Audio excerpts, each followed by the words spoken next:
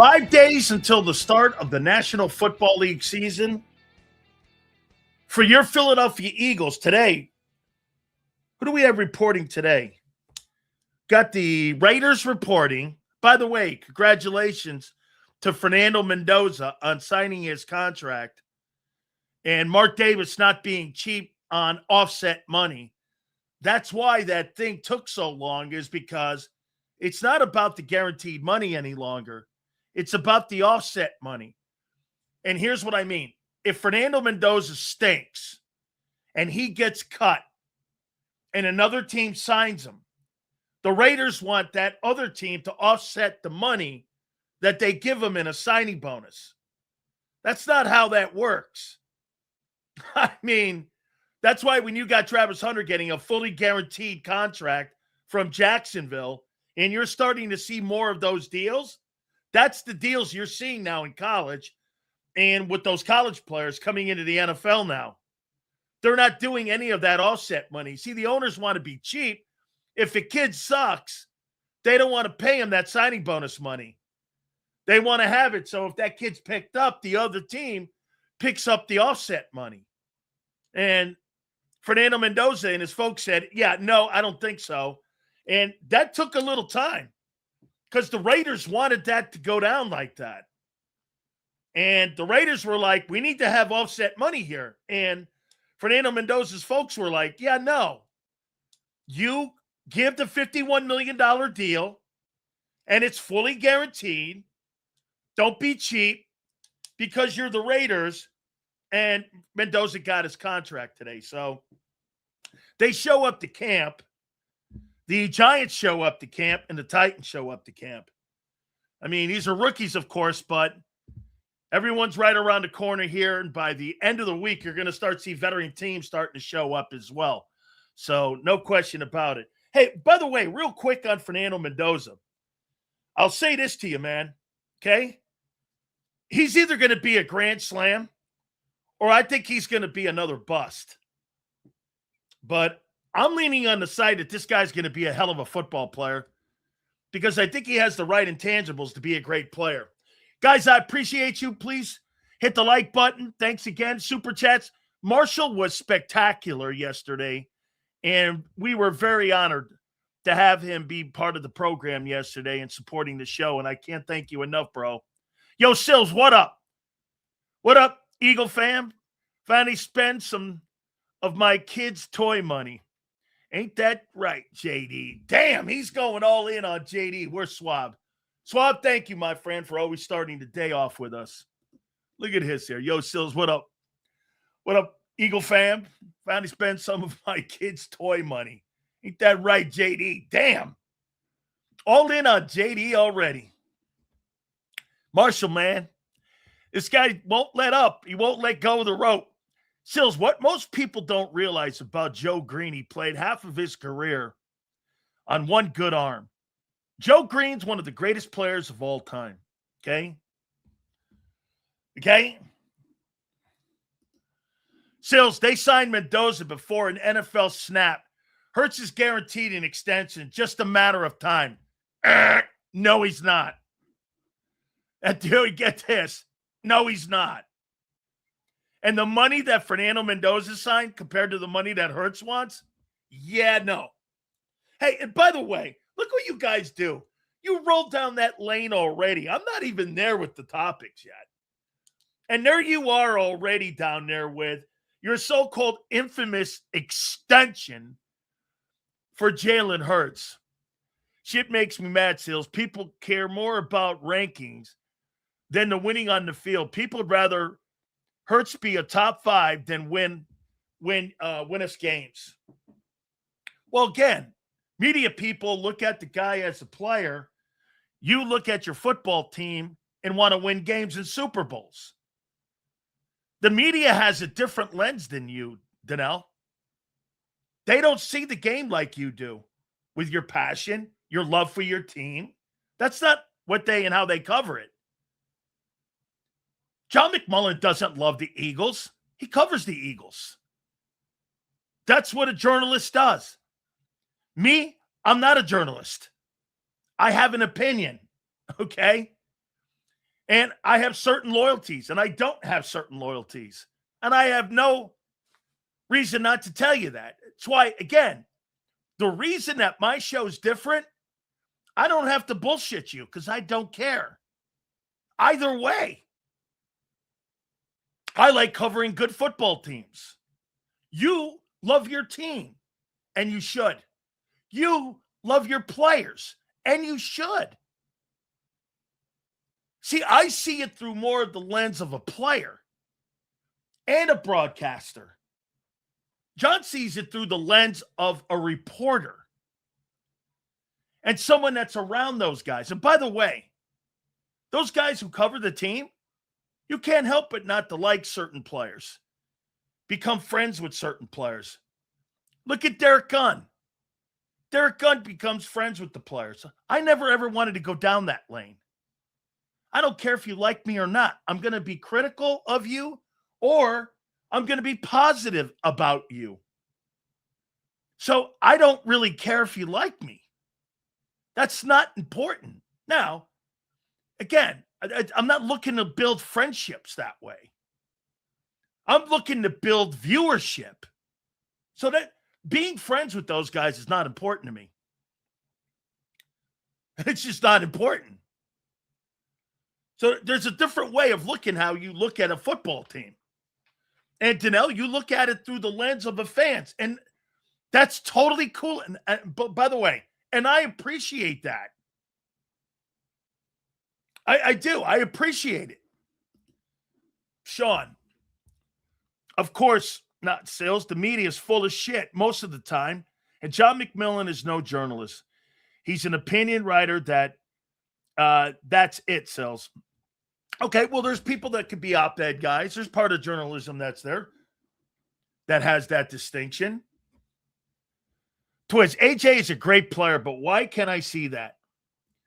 I think it will help Hurts in a way, not having someone else in his ear pressuring him out of nowhere. So you're telling me you think it's not cool to have a wide receiver on your team like Puka Nacua or Jamar Chase or Larry Fitzgerald or Randy Moss or Terrell Owens or Jerry Rice? You really think it's best for you not to have a player like that on your team? A.J. Brown was your Jerry Rice. He's your Jerry Rice. That's why I don't see why people can't understand that Sills, myself, and other are real fans of this team. It's not unnormal to ride with your team as a fan through all the ups and downs. Absolutely, man. Absolutely. You ride with it, man. I completely agree with you, Marsh. Sills, just so you know, journalists tell a story, that's it, not their story, which is what most of the media does. They made up their own BS. I'll tell you what, I got something posted over on my X account. It's from Woody Hayes. This was back in like 1978. Go back and watch what Woody says about the media then. It applies still today. You have an agenda to tear people down. You don't really give people kudos. And there's another sport in this country, Coach Hayes said, that is becoming something that's ugly in America, where the number one thing the media likes to do is tear people down. And most of the time, those people that are tearing people down have never done anything. And funny how that applies today. I love Coach Hayes. That's the guy I wanted to play for. That's why the Eagles so business. They don't build around superstar players and have been successful doing so. Yeah, Marsh. The superstar's Howie. Howie Roseman is the superstar. Okay? He's the superstar. This is going to be a good conversation here. Like how you tear Hurts down every day. Talk about the pot calling the kettle black. At the end of the day, I don't like his style. I've made it very clear since day one. I've never at any time ripped his accomplishments down. Once again, you don't know what you're talking about. Has anyone in here ever heard me say anything about Jalen Hurts' accomplishments? He's a fucking liar. This M. Reyes guy is the closest thing to JAKIB's version of Adam Schiff. Seals, who gets extended first? Hurts, Carter, Nolan Smith, or a Jomo? Might be a Jomo. Depends on who plays best this year. It's going to be a race. It's going to be a race.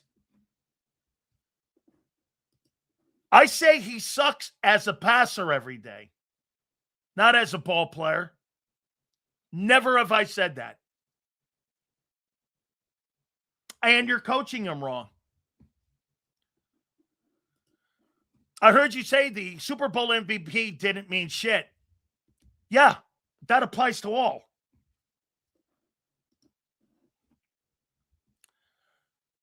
Charles Barkley once said you don't see a lot of old running backs.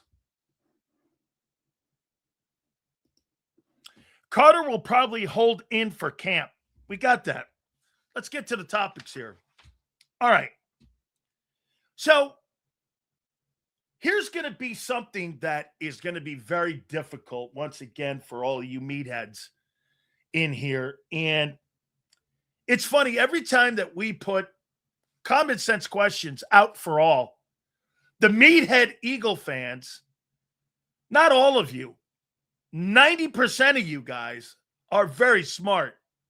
You've got jackasses that don't understand and just come in here every day just to, like, if I say it's dark out, you'll say it's light out. So it's okay. You can't. Those people like to see the world burn. And yes, glazed donuts. Okay, so I've got some questions heading into training camp, 5 days out, for Mr. Chat GPT, Nick Sirianni. The great Chat GPT. What do you make of that, Marsh? Your head football coach has got to go to Chat GPT to get messaging to his football team because he thinks his message might be stale. Sills has never said Hurts is not good. He just dislikes his style of play. Completely true. Thank you. And Marsh, I respect the resume. How could you not? If you've played that game and you look at Hurts' resume, how do you not respect the game? And how do you not respect the resume? It's funny, the Eagles don't respect the resume. They're going off the reservation on the kid. All right. So let me get back to Marshall's favorite guy. Nicky GPT. We have some answers that we need answered. And I'm going to present these questions to you as we get ready for the 2026 season. What do you say? All right. So here's my questions for Nick Chat GPT. First one, I will ask, can Sirianni make Hurts adapt to the new scheme? Will Sirianni coach Jalen to adapt to the new scheme? I'm sick of LeBron and his BS. No way should the Sixers entertain any KD and Kyrie trade in order to sign him. No way in hell. Yeah, well, I think he's going to the Heat, like I've said since day one. Get this. Look at RC3. He's already adapted. They haven't played a fucking down. You got to love guys like this. RC3. He already has. He's adapted to the new system on 5 practices in shorts and helmets. He's already adapted. Really? Well, we about to find out. Yes, want to keep his job. He's adapted already. That's a new one. Hasn't played it down, but he's adapted already. He just played it down, but you don't know he can't. That's the question. Can Sirianni make Hurts adapt to a new scheme? That's right. I watched that great Cosell interview with Ross Tucker, and he doesn't think he can do it. And I don't either. And that's my concern this coming season, and that's why I got you at 8 and 9. And by the way, can Sirianni do something in 26 he couldn't do for Hurts in 24? Adapt to a new scheme. This will be a question. He has to, Sil, since he's the one blowing up the way he previously won. Okay? That's a $60 million question. Yes, it is, Brandon. Brandon, you are right. You are dead right. That first question, can Sirianni make Hurts adapt to the new scheme, is the $60 million question. Get this. He'll cry Liars Month for the rest of the year. Once again, we never did that. We told you September's Liars Month. And then the rest of the season was who you were, 7-7. Okay? Get this. Tweedledum Sileo going to have nothing to say after we win handily in week 1. Okay? You're telling me you shouldn't beat the Commanders? Reyes, take the day off. Hi, football family. How is it going on this glorious day? I love to hear that. Good positive vibes. Kellen could teach everyone except Hurts. I don't think Mannion and Sirianni can do it if Kellen Moore could not. By the way, I heard that really cool discussion today about Mannion. And I wrote this down, following up what John and Zander were talking about. So Nick hires a non-experienced OC in Sean Mannion, but hires a former offensive coordinator in Josh Grizzard as the pass game coordinator. And this guy was a former OC with the Bucs. You truly believe he trusts Sean Mannion? So you hired a guy who interviewed for the OC job as your pass game coordinator? Who's really your coordinator? The guy with experience? Nick Sirianni and Josh Grizzard have more experience calling plays. And so does Parks Frazier than Sean Mannion does. Who's in charge? Who's going to be in charge? The least experienced guy? Let me see. Am I right when I say that? Rasputin, am I right? Was it Parks Frazier like an interim play caller in Indianapolis? So he's got some experience of in-game play calling, right? Grizzard was the offensive coordinator of the Bucs last year. And Nick was a former OC. So you've got Nick, former OC, you've got Josh Grizzard, former OC, and you've got Parks Frazier, OC. And now you've got a guy who's never been an OC. You're telling me that you really think that? So that guy has complete autonomy over people who have actually called plays, including the head coach. Who's buying that? You're going to have, once again, you're going to have an offensive game plan by committee. This is going to be by committee. That's why the first question, can Sirianni make Hurts adapt to the new scheme? This is going to be on Nick. It's not going to just be on Sean Mannion. We know when you put the pieces together, it doesn't add up. Think about that. It doesn't add up. Nick is a former OC. Nick. Grizzard's a former OC. Parks Frazier's a former OC. And the guy you give the game plan to is a guy who's never been an OC. The big question number one, can Nick Sirianni make Hurts adapt to the new scheme? It's going to be one of the major storylines. Jalen Hurts had better overall passing numbers than Justin Herbert last season. Herbert had 26 TDs and 16 interceptions. Jalen has 25 and 6. Herbert is overrated trash.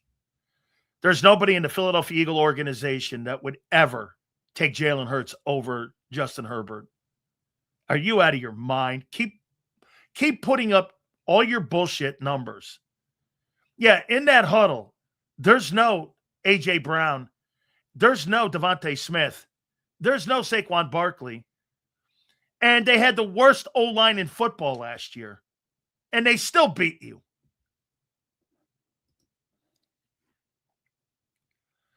Sills, every time Sirianni has influence on the offense, it's a bad season. When it's an experienced coordinator, it's a great year. Seems to be true. That seems to be true. Okay?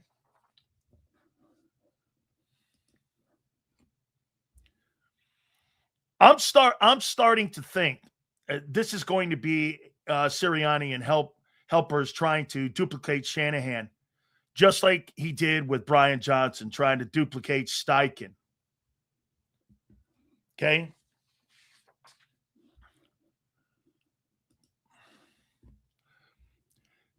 Taking one player over another matters. AJ didn't even have Waddle's value.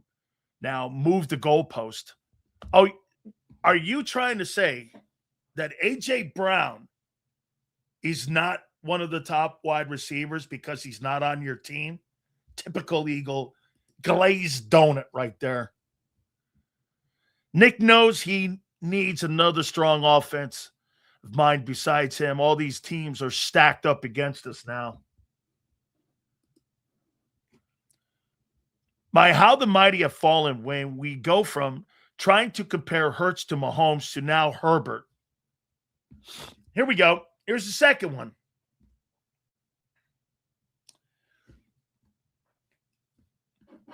Here's the second one.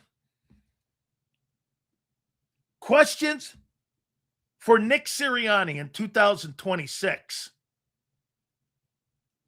that need to be answered by the end of the year. How much patience is Nick going to have with the new scheme?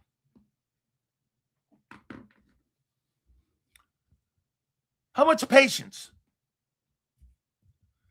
I heard John and Zander say, the bye actually fell at the luckiest time in the planet for them. Who knows if that bye was in week 10, if they would have changed and would have continued to throw interceptions until they figured out the Rubik's Cube. That was an appropriate time to adjust. They're lucky that bye was in week 4. Because if it was in week 10, Nick's not making that change. And they're going to roll through. Remember, they were 2-2.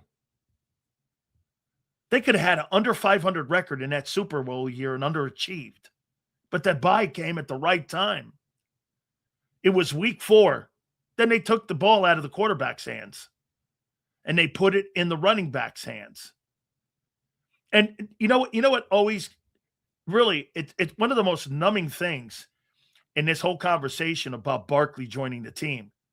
You really think in your right mind that Howie Roseman thought that a free agent running back was going to be the catalyst on carrying his football team to a Super Bowl and not the quarterback at $9 million when everyone else on the team was making in the 20s? Who thought that? The least paid guy in the huddle was the most effective guy in the huddle. And that was Barkley. Barkley didn't have massive offers. It was like $8 million to have him come and play in Philly. There wasn't, and then I think Henry signed second with the Ravens at almost the same money. Nobody in their right mind thinks, well, hey, let's get Saquon, and that's going to change the dynamic of our offense. You know why we know that? Look at how you started 2024, throwing the ball. You didn't start the season running it. You started throwing it. So you had no intention of being a run-dominant team from the get-go. You fell into that with a free agent. It's like falling. Dude, you win the Super Bowl that year because of the 3 Bs. Bond, Barkley, and Becton.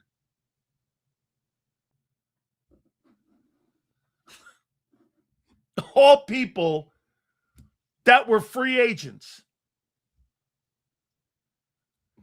Sills, why people keep comparing Hurts to other quarterbacks? Just be happy Hurts has the success with us that other quarterbacks don't have with their teams. That's too simple right there, Donnell, and I agree.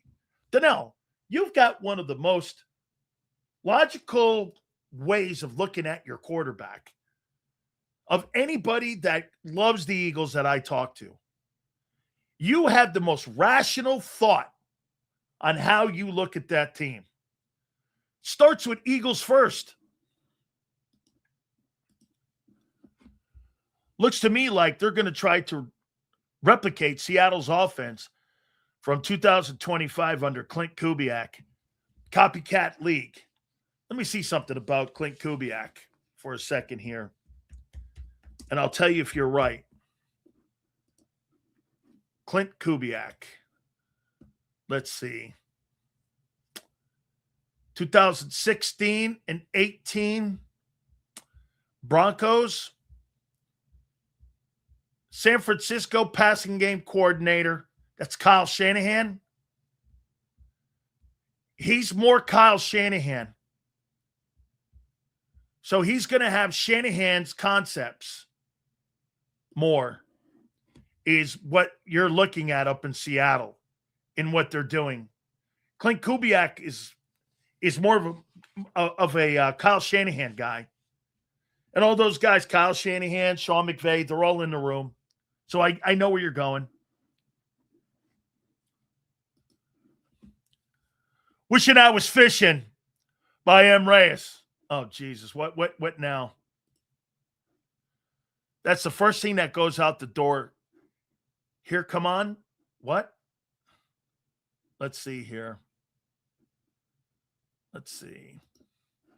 Won the Super Bowl because the quarterback was ready for the moment like he was in 22. You're right. In 2024, that was the year of Hurts.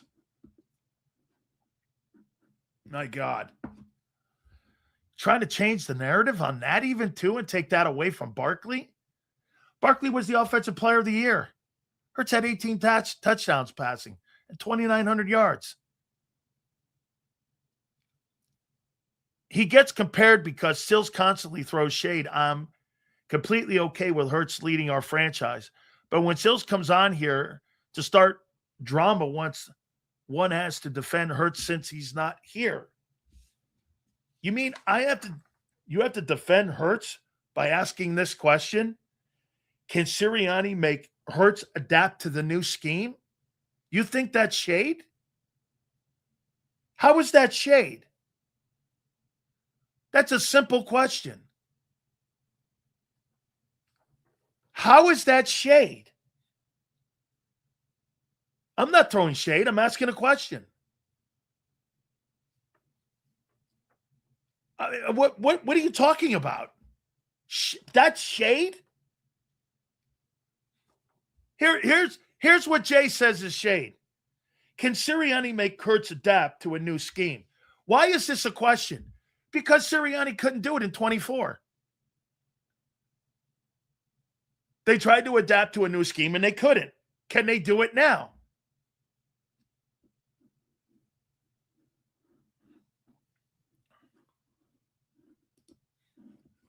In 24, Hurts also had 600 yards rushing, second on the team. Okay, well, I hope he runs. When he runs, he's special. Yeah, great. So you're counting on him to run, right, Jay Brown? You're counting on him to run. Okay. So is that going to be mirroring up the new scheme? Fair enough. These are simple questions. I mean, they're not difficult unless you make them. Defense didn't allow the Chiefs to cross the midfield until almost the fourth quarter. That's unheard of. That was phenomenal coaching by Vic and by his players and their production. Probably reverse that. The players showed up on defense. Seriously, the two best players on the field in that Super Bowl against the Chiefs were Milton Williams and Josh Sweat. They were the two best players on that field that day. And it wasn't close. Those were the two best players. I think Milton had 2.5 sacks, or Sweat had 2.5 sacks. Somebody had 2.5 sacks in the game. Okay?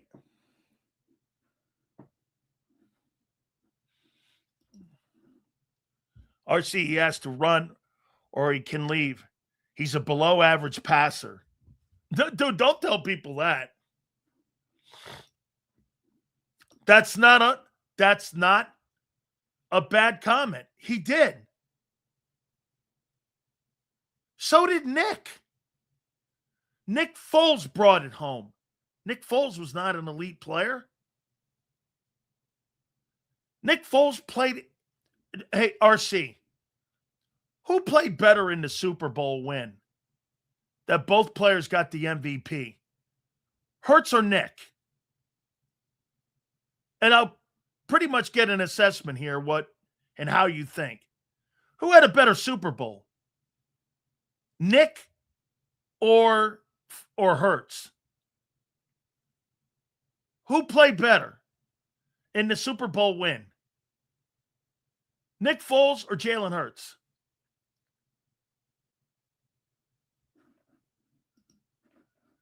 Nick. I'm talking about the one you won. The two winning Super Bowls. Foles. He's not elite. This guy's not an elite player.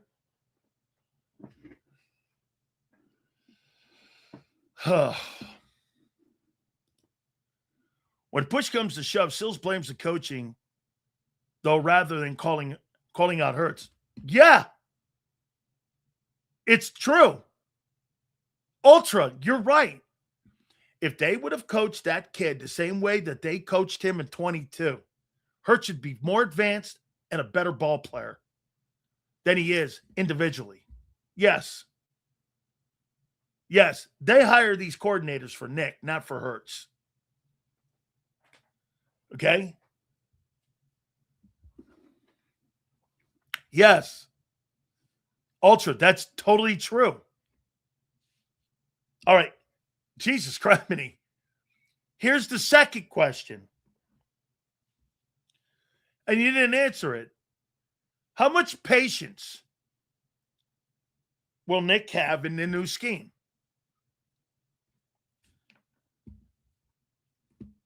How much patience?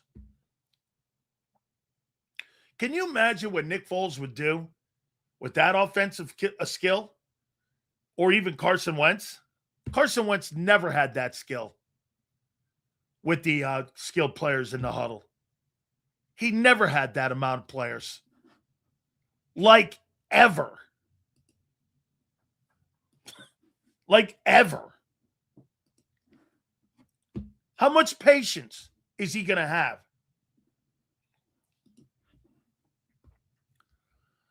Doug had to simplify his offense for Foles, yet they still got it done. Yeah, and he threw for over, 350 yards in that game? Dude, Carson Wentz and Nick Foles never played with the talent Hurts played with. Like ever. So don't confuse yourself. Howie's built a better roster for Jalen than he did for any quarterback in the last 25 years.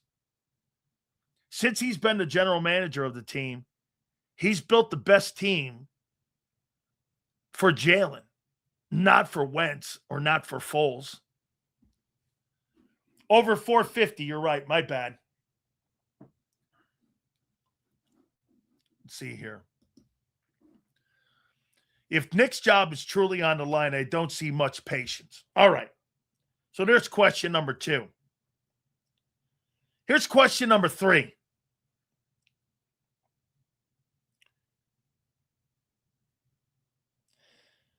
How will Nick's offense look, in your opinion, without AJ? What's it going to look like?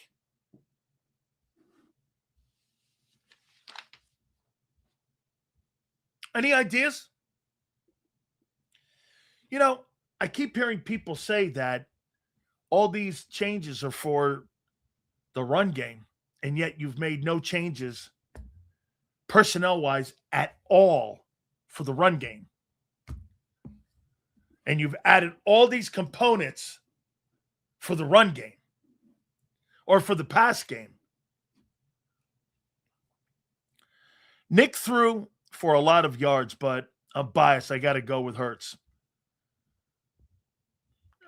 Yeah, and boy, I'll tell you, threw for over 450 yards, was the MVP. The completion percentage was insane. The Philly, I don't know. I think Nick had a better Super Bowl. Okay, no problem there, that one. So what's it going to look like? Disorganized? Might be early. AJ commanded so much attention, the fan base just doesn't understand. That's correct. It's still going to be based on the run, but the pass game will look different. It will be more spreading the ball. There will be more across the middle and mid-deep shots as well. So, you're going to throw across the middle. You're implementing a screen game.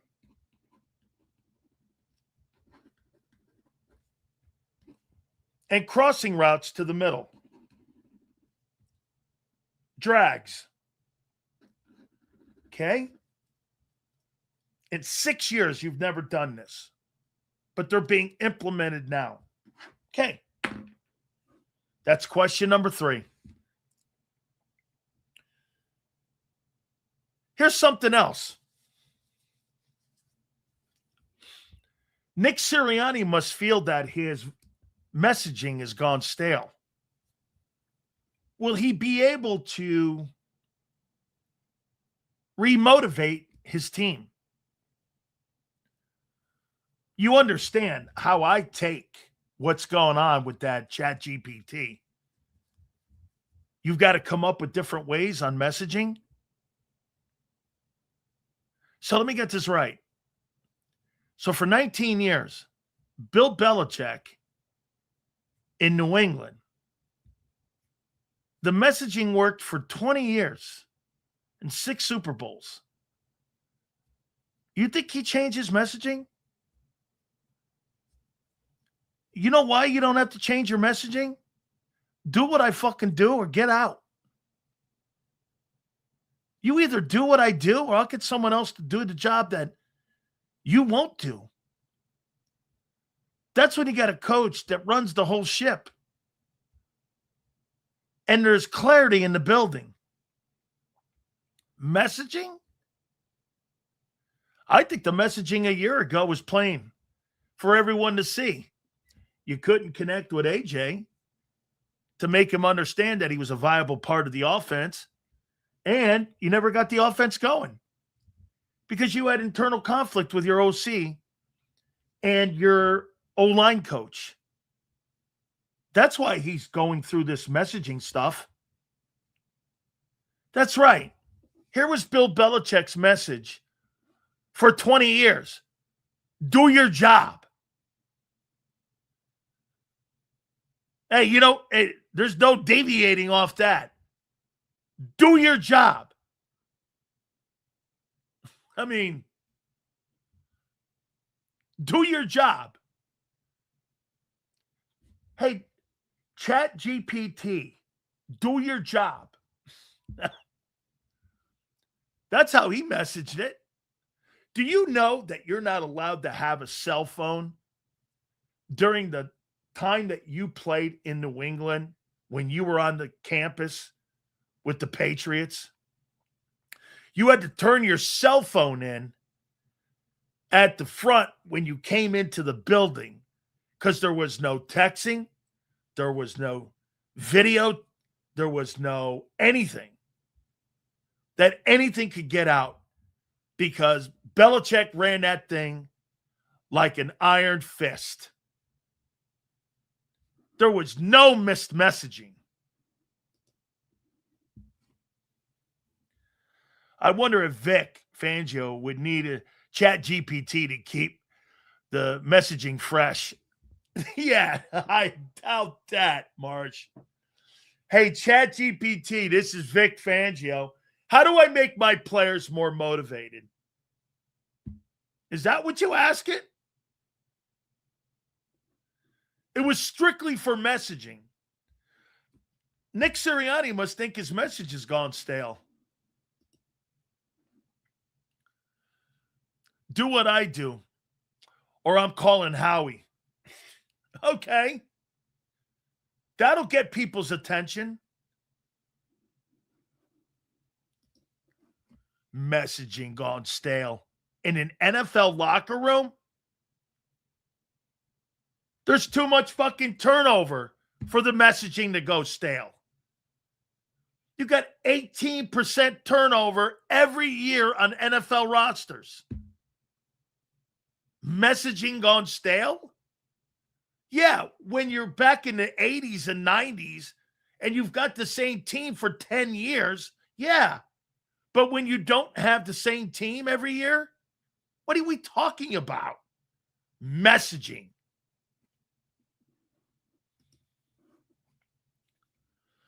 Since 22, he has completed 77 of 99 passing attempts between the hash marks. I know. The question would be, why won't they do more of it? In 2,400 passes. Think about that. What is that? Less than 5% of his 2,400? What's that percentage, Kyle? 99% of 2,400 is what? That's how many passing attempts, percentage-wise. That's 3%. Also has a 3% interception rate. Okay? What's the percentage rate of 99 passes into 2,400? 2,400. He's only thrown the ball less than 100 times across the middle of the field.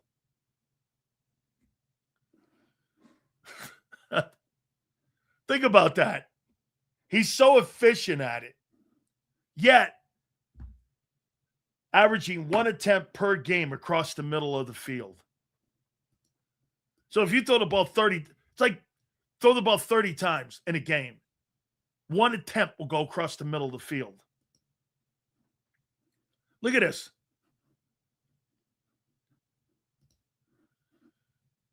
let's see here. It's 2.4% of Jalen Hurts' passes since he's been a starting quarterback have gone across the middle of the field. Put that in context. 2.4. And what was the numbers he put up? And they can't and they can't justify. Well, dude, if he's so good at it, why is he only averaging 2.4 attempts in his career?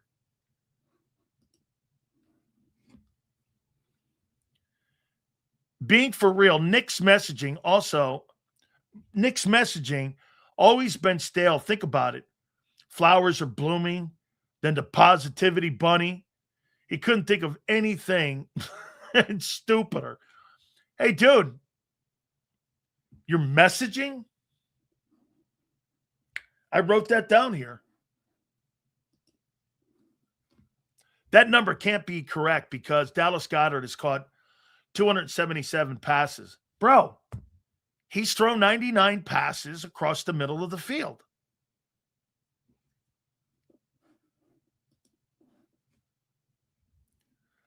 This is all happening because Jeff and Lori know Nick has lost the locker room. They know they can't get rid of him due to perception, especially after Doug. Yeah, well, there's something to that because they look right now after Doug. Yeah, 99 exclusively between the hashes. Hurts blows at passing down the middle. That's why they don't do it. And to some people's points in here, he does have a high percentage, but they don't believe it.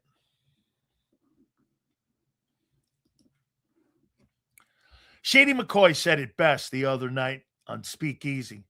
Stats can be manipulated in contract negotiations. 99 passes over the middle since he's become a starter. I have to see it before I believe it. He's right. They will use that. You know what, Damien? It's a great take. You know why? Because they think that Howie and Jeffrey Lurie are going to go into contract negotiations with Nicole Lynn and not bring up all the things I bring up. You think they're going to cut a great deal and give Hurts what he wants? Or do you think they're going to try to negotiate?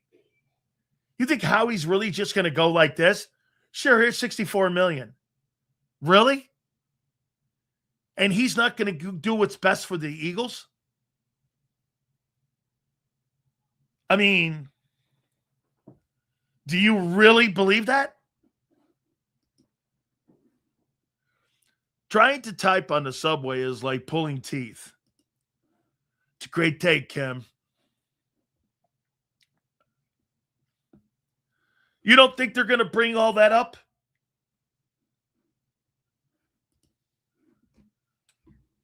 A simplification of the messaging as a stale to use ChatGPT is misleading. I'm not a Sirianni fanboy, but using tech to help write content isn't anything but fancier Google. Perhaps you should try it. No, I don't need to do my shows like that. I speak what's on my mind. If I got a topic, I got a topic. You know, kind of me, kind of genuine. All the faults, poor English, can't read. That's me. I'm not trying to fancy myself up for you because Slagger, it's kind of who I am. I'm trying not to bullshit you. So I'm not trying to fancy myself up for you. Just being Sills.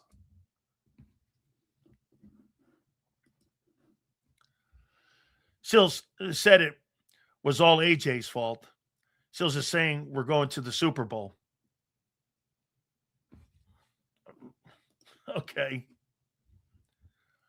Says, how much and how long would you extend Hurts for? I want to see what he does this year. That's why Sills loves the Philly market. the topics just fall into his lap. Oh my God, do they? Look at these people. Are you kidding me? I've never seen anything more triggered by the simplest comments that you can make. One thing I've learned, there's a lot of Philly fans and Eagle fans that don't like their athletes being questioned. Or they think they're above reproach when it comes to criticism. I mean, you're out of your minds.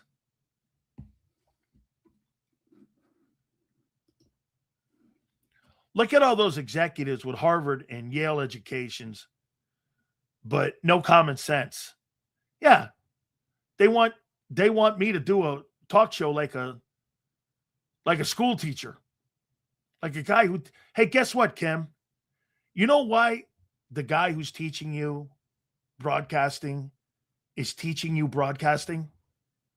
Because he couldn't cut it as a broadcaster. He knows what to do. He knows what to say. But that don't mean he knows how to do a show. And that's like this Chat GPT. You can come up with topics, but do you know how to do a show? There's a reason why that guy is your teacher. You know why? Because he couldn't cut it as a talk show host. Or he couldn't cut it on TV. Or he couldn't cut it going through the ups and downs of the industry. And he wanted to play it safe. So he took a teaching job. That's why he's teaching you. Is because he failed as a guy who's teaching you the things that he couldn't do. I mean, every time I get a guy go, hey, Sills, you want to talk to a class? I got a guy who asked me to pop in on a Villanova communications class. I was like, yeah, let me get back to you on that. I've only done that one other time. I did that for some guy and a friend of mine at Southern Cal. Slagger, stop it. Why wouldn't we want authentic feelings in our head coach? That's weak. Hey, dude, like I said, hey, Marsh. Hey, how do you think I should convey? What wording should I use to get this messaging across? So what, is he looking for smarter words or different wording on how you tell a guy to shut the fuck up and play? How do I tell A.J. Brown to shut the fuck up and play in a nicer way? Is that what we're talking here?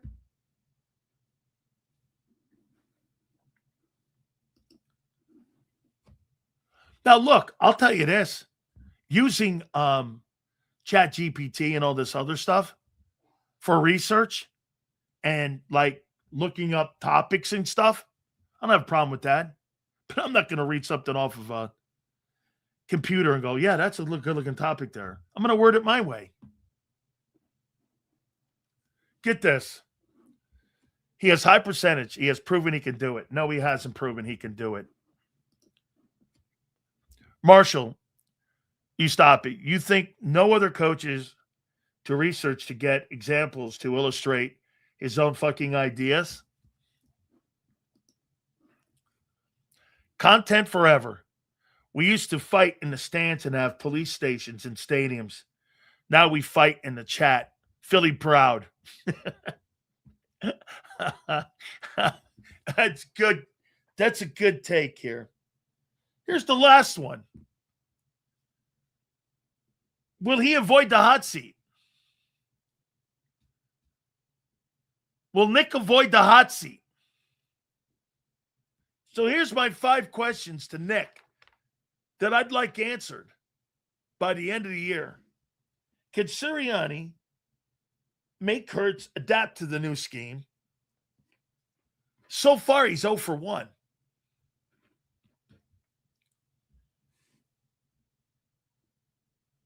Now, wait a minute. Maybe he's 0 for 2. Remember how many games did Nick call plays? How many games Did Nick Sirianni call plays in 2021 before he handed to Steichen, before he handed to Shane? 7 games. What was the record?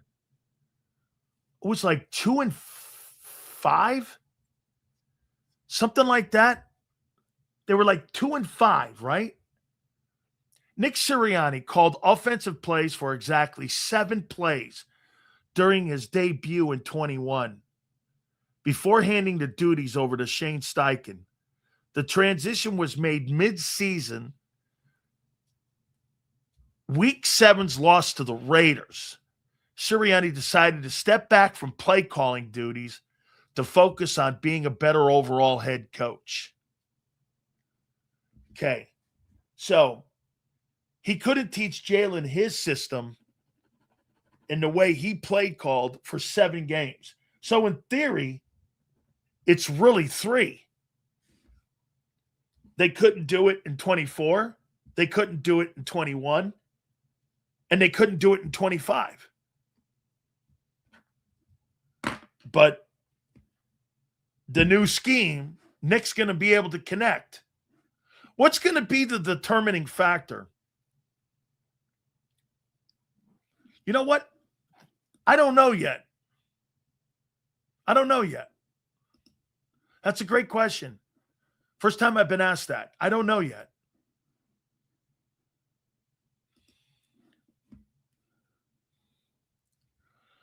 Shane Steichen is the real OC whom had to abandon every scheme he's ever coached to run the RPO.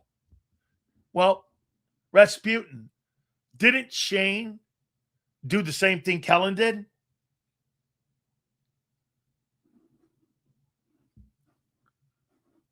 Didn't he?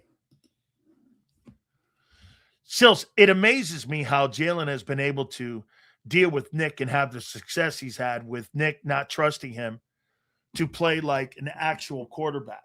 I think that goes into one thing that Hurts, one of the many things that Hurts does great. They tell him to do something, he does it. 4 verts. He even told you, wasn't his call. He ran it anyway. Donnell, that shows you how not advanced he is. He got to the line of scrimmage. They called the play, and he ran it anyway. Donnell, you think Matthew Stafford runs that play at the end of the San Francisco 49er game? You think Matthew Stafford runs that play? You think he runs that play? Right. He gets to the line of scrimmage and checks out of it. Burrow checks out of it. Allen checks out of it. I mean, he ran it anyway. Now think about that. Jalen got to the line of scrimmage and ran it anyway. Because he even told you he did. I didn't call the play. They did. But he ran it anyway. He couldn't see that it was a bad play.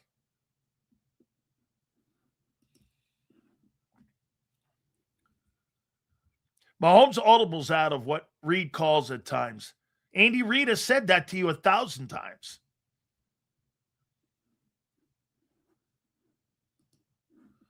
Purdy could not even lead his team to a TD against Seattle. Yeah, but he beat you. And for the record, he beat you after 4 minutes when Kittle went down. And for the record, the guy's got a winning record versus you. Here, let me double check that. Does he? Does Brock Purdy have a winning record versus the Eagles?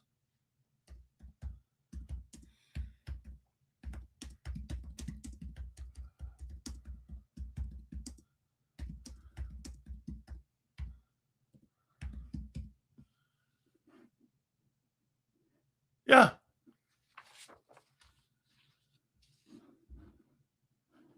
Let's see what he's done. Over his 3 career matchups against Philly, Purdy has thrown for 600 yards, 6 touchdowns, 2 picks, and a quarterback passer rating of 116. Okay. Bro, I've been seeing this thing all day. What the hell is this? I don't even know what you're talking about. For the next OC when Mannion flunks. Who's Frankie Diddolini? Dude, you're a dick. I don't know who that is. Frankie Diddolini. Yeah, I love you, man. We're good. Still, that's why I pissed at Jalen because I was pissed at Jalen because he was checked out of plays before, like in 23. All Fangio runs is quarters. If Jalen can't navigate the coverage he faced every day in practice, he's doomed. All right. So those are my questions for Nick. That wasn't that painful. All right. Next question here. Nah, I'm not going to go there yet. Oh, by the way, I knew you saw every one of them, you prick. Yeah, I did. What is with you giving up a roster spot to UR Bernard? What is that? Do you really believe in your heart you're going to land on Jordan Mailata again? What do you think the odds of landing on Jordan Mailata are? 1 billion to 1? And you're going to give a roster spot up for maybe a position like O-line or edge or corner for a guy who's got no impact on your football team? So you're going to cut Wisniewski and you're going to keep a kid who's never played because he looks good in a pair of shorts. It's not a free spot. He's got to be on the 53-man. It's not a free spot. Once again, wrong. Dude. Okay? It's got to be on the active. Guys, why in God's name are you giving a roster spot away? Why are you giving a roster spot away and a guy you're hoping turns into Jordan Mailata? Why are you doing all these experiments?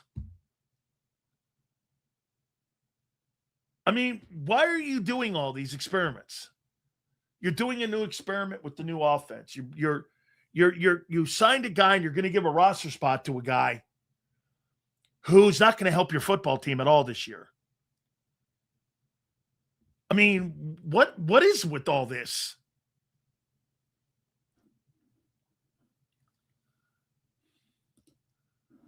Any team that thinks dude can be something.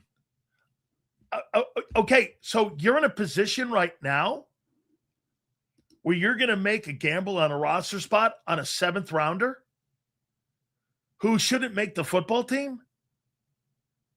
You're handing a roster spot to a guy who has no right to be on your football active roster.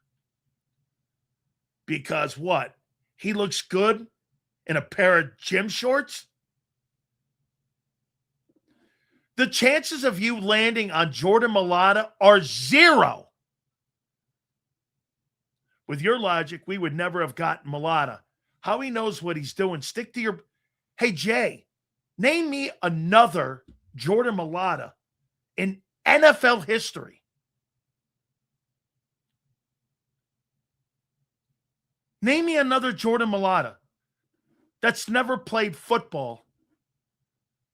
Let's see. I'll say the Eagles don't give us any reason not to see where this Bernard thing goes. Fuck. How about this, Marsh? Here.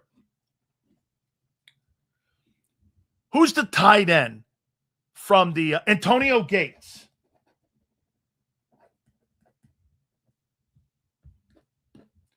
These are basketball players. Antonio Gates. Who else?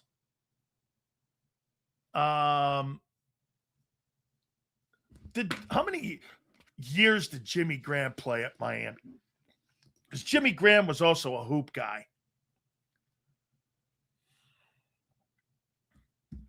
All-star NFL guys, all time.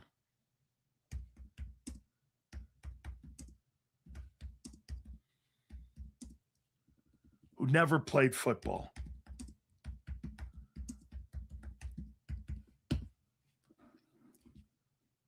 Let's see. Jordan Mailata, Antonio Gates, Rico Gathers,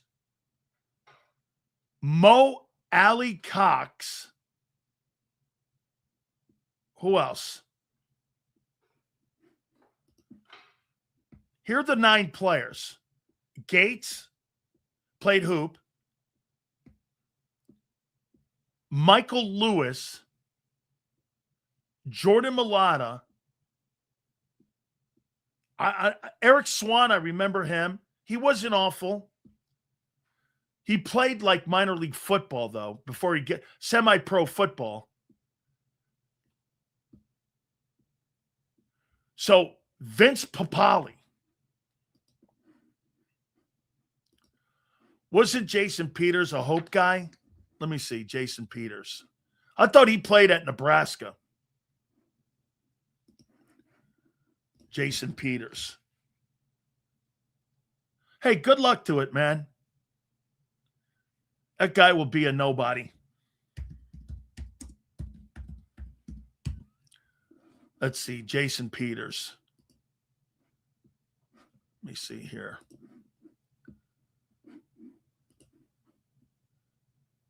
Jason Peters played at Arkansas from 2000 to 2003. I forgot he went to Arkansas. Oh, he knows what he's doing? Really? Stop pretending you know more football than Howie. Good luck, dude. That guy will not help your football team this year or next year. Like ever. I'll say it. He'll never help your team. And you're giving a roster spot away. All right. Good luck to you, kid. I hope he turns out to be Jordan Mailata. But because he can run a 40 and bench press, why don't you just go down to a Gold's Gym and think that, why don't you sign Usain Bolt?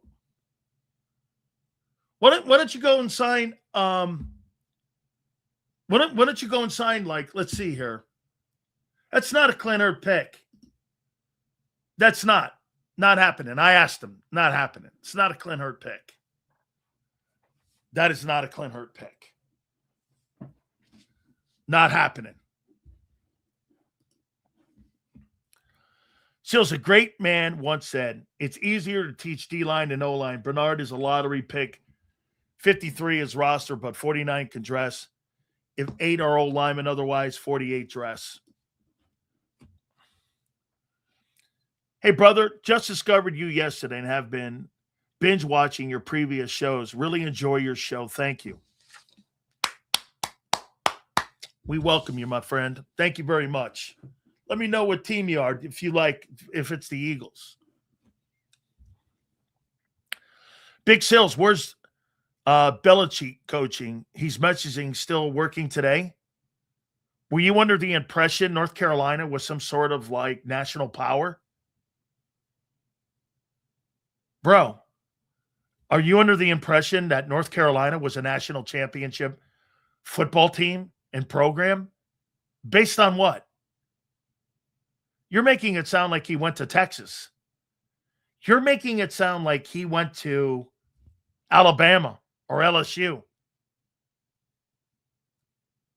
Don't make North Carolina more than it's not. It's a middle-of-the-road college football program that has not won a national championship like ever. And they're an okay program. 8-9 wins every year. Don't make that program sound like it's a 10, 12, 13 win program. You're making it sound like he went to Ohio State and bombed at Ohio State.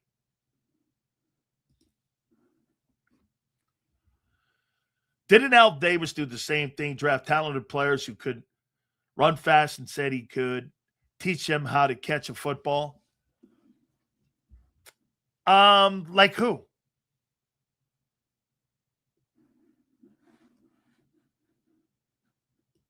Like who? I don't expect UR to be anything for 3 years. And Howie's job isn't on the line. We could take chances. You think your roster right now and your O-line can take chances? Okay. Willie Galt played at Tennessee, guy. Willie Galt played his college football at Tennessee. I played against Willie Galt in Tennessee.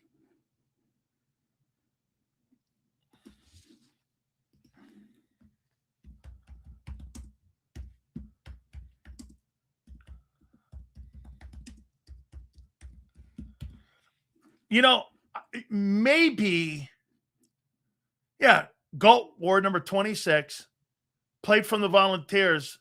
He had 42 career games, had 1,400 yards, 10 touchdowns, and 89 receptions.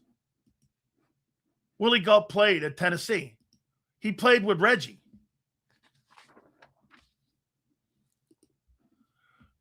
I think you might be thinking of the Cowboy receiver that was the track athlete, but I thought he played at FAU. No, Florida A&M. I think you're talking about Bob Hayes.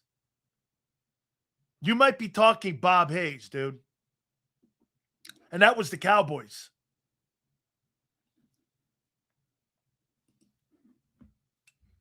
Matt Brown turned the Tar Heels into a 10-win program. Did he? Let's see here.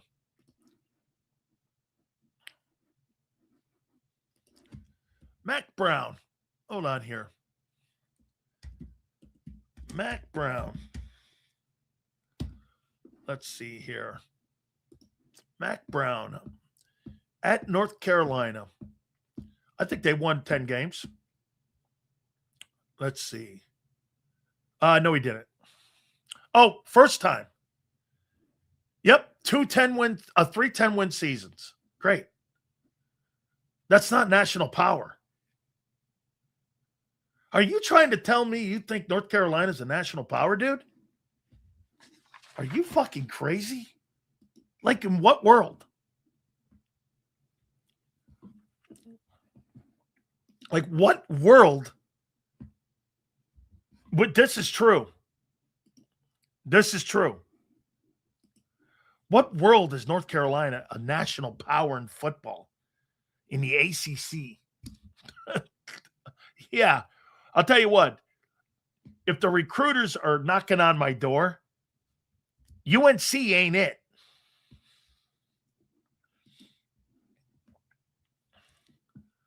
So it's crazy that the Broncos have Steve Atwater and Lynch in the same backfield. I know. They're not a national power. You're making it sound like Belichick went to some, and he's been there 1 year. By the way, what was Mac Jones' first year? Oh, gee. Mac Jones was 1-10 2 years in a row. Huh. So his first 2 years at Carolina, he was 1-10. So it was 2-20 at North Carolina. When he came back in 19, he was 7-6, and left, he was 6-6. What's your point, dude?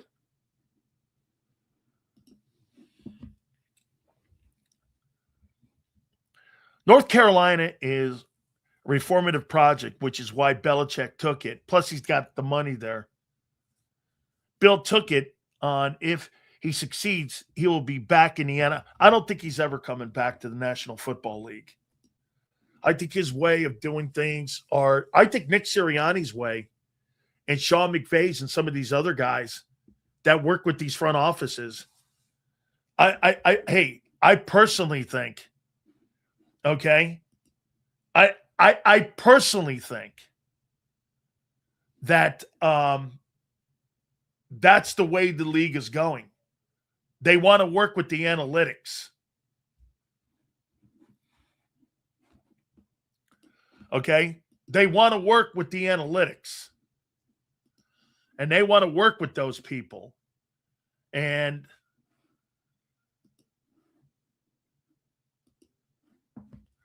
difference between an undrafted player who played football is whole life and a guy who is chasing UNICEF choppers becoming an all-pro. Bro, this UR Bernard experiment is something that good teams can afford to do.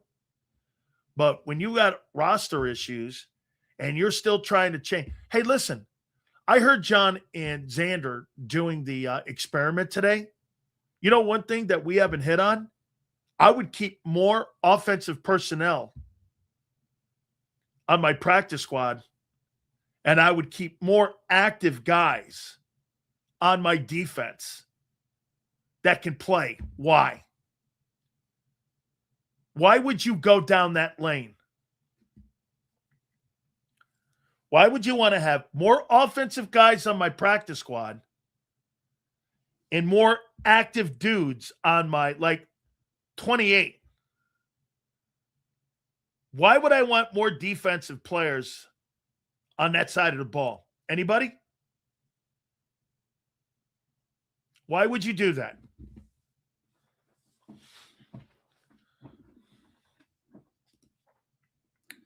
Defense is going to be on the field more early. And I've got to have quality guys to play. You've got to have guys in case you got injuries that could step in and play right away because your offense is changing a system and going to a different scheme. You don't want to be Chip Kelly and not have personnel that are available. You're hoping the offense picks up by week 7, and then you can balance the roster out more. But you're going to need active defensive guys early. You've got to first overcome the 3 and outs of 25, and you've got to overcome the issues of 25 with those 3 and outs by winning first and second down in a new scheme. So what you want is you want to have more defensive guys on that side of the ball being available. You need to have guys that can play, dude. Because early, I think that defense, there's a chance that defense can get Chip Kelly. You don't want to be Chip Kelly.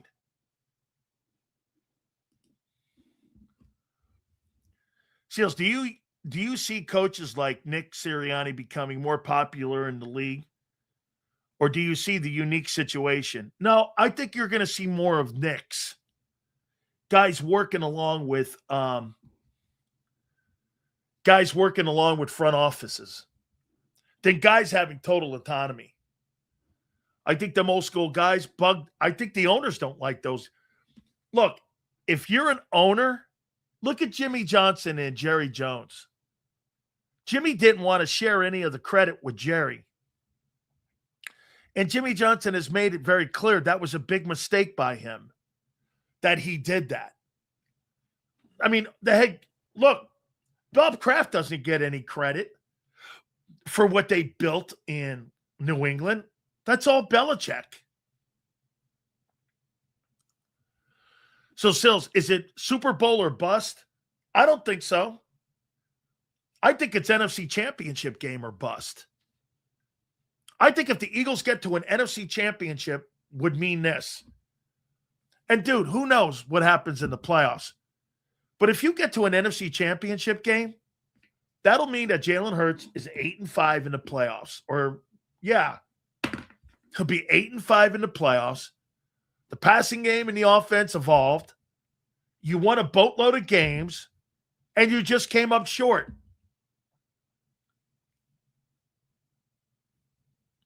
I don't think it's Super Bowl or bust. The fans think it's Super Bowl or bust. The organization wants to see progress. Progress doesn't always have to be the Super Bowl.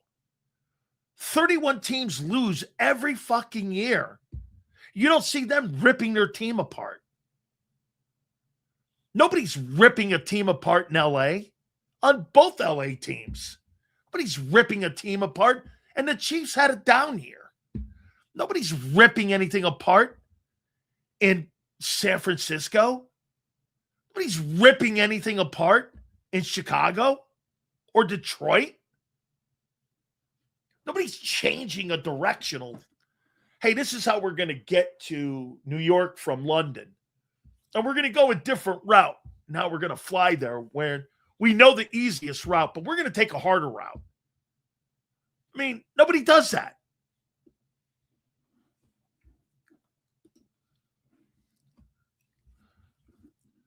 You get to an NFC championship game, that would Hurts to get an extension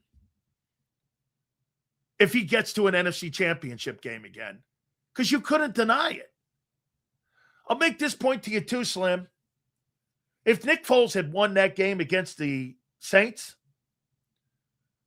and he had won that game, I think he would have had an even tougher decision on Wentz. You can't go to 2 NFC championship games in a row with Nick Foles and go, well, fuck it. It's just coincidence. That Alshon Jeffries drop was catastrophic in the decision-making on what to do. You know, after the fact, I wonder what they would really have done differently if they could have had that mulligan again. Would they have sent Wentz to Jacksonville and kept Foles? Seals, if we get to the NFC title game, it's Super Bowl or bust because Jeffrey Lurie is swayed by perception. Dude, if you got to an NFC championship game and the team moved forward and everybody was better, the O-line was good, and you got beat 24-21, I'm not doing anything different but adding. I'm not doing anything crazy. You're right there. You're not going to win the Super Bowl every fucking year. Nobody does. But if you're around the rim and you're showing progress, you're not doing drastic things. You start doing drastic things when you go stale. And for whatever reason, the Eagles think they're going stale. They don't really like the way they got to 50-18. They want to change it. I will tell you this. This is much of a bold move as Sean McVay moving off of Jared Goff and trading for Matthew Stafford. Why would McVay have done that? McVay said, I needed an upgrade. And he moved off of a Super Bowl quarterback to go to a guy who was 0-3 in the playoffs. Had, as far as everyone was concerned, Matthew Stafford was another version of Kirk Cousins. Threw for a lot of yards. Let's not forget something. He had Megatron. Megatron was one of the top 5 wide receivers in NFL history. And they didn't do shit with him. They didn't do anything with the guy. And yet Stafford went like this. I want to upgrade. That would be an incredible move. Feels I kind of agree with the organization on that one. If I'm winning, I want to look good doing it. You know, I am going to go down the Doug Peterson lane on this one. I don't care how it looks. If I win football games 3-2,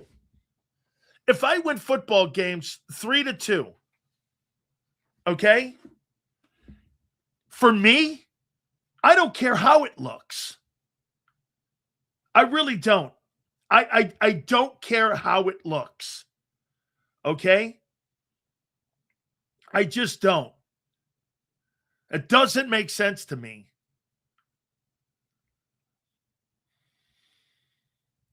I'm sending it, making sure to. Oh, Jason Cole is joining us. at 4:30. So I want to double check here.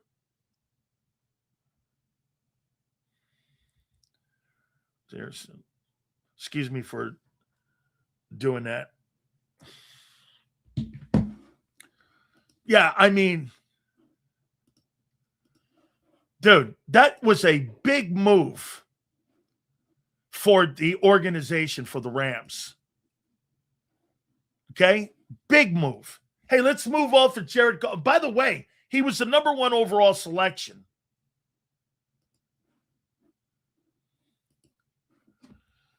Shields, your predictions on the Eagles will be true this year.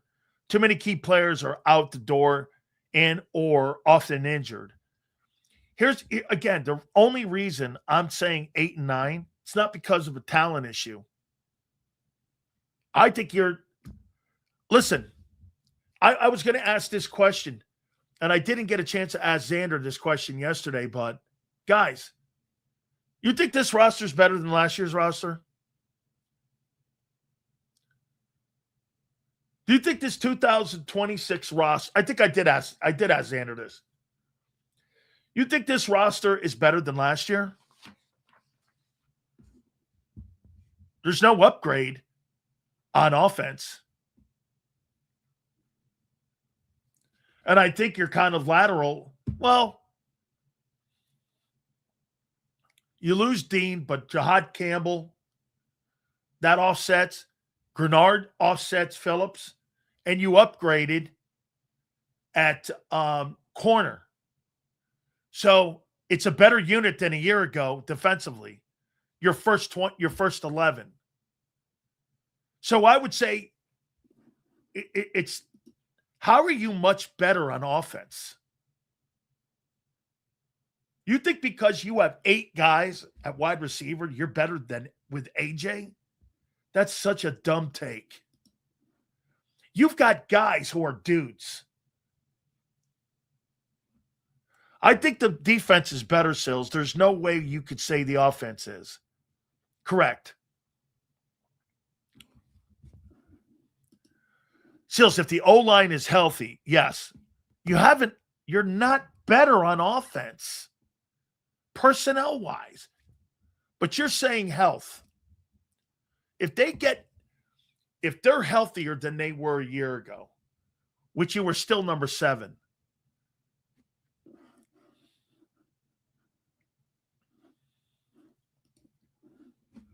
from 88 to when Andy got where dark years, these young Eagle fans are spoiled. Sills, you killed Hurts for the quarterback ratings and the top 100. So you can ignore the fact that players listed him better than some of those quarterbacks after his down year. I ripped Lamar Jackson too.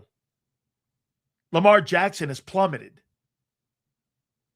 They don't think Lamar Jackson's one of the 50 best players in the league. I'll tell you what, that is really troubling.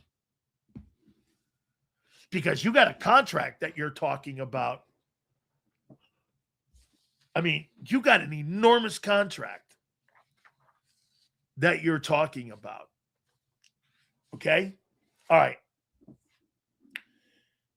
Jason Cole will join us at 4:30, 5 days out from the start of camp. We're gonna ask Zander these questions about Nick. We got a whole bunch more here too.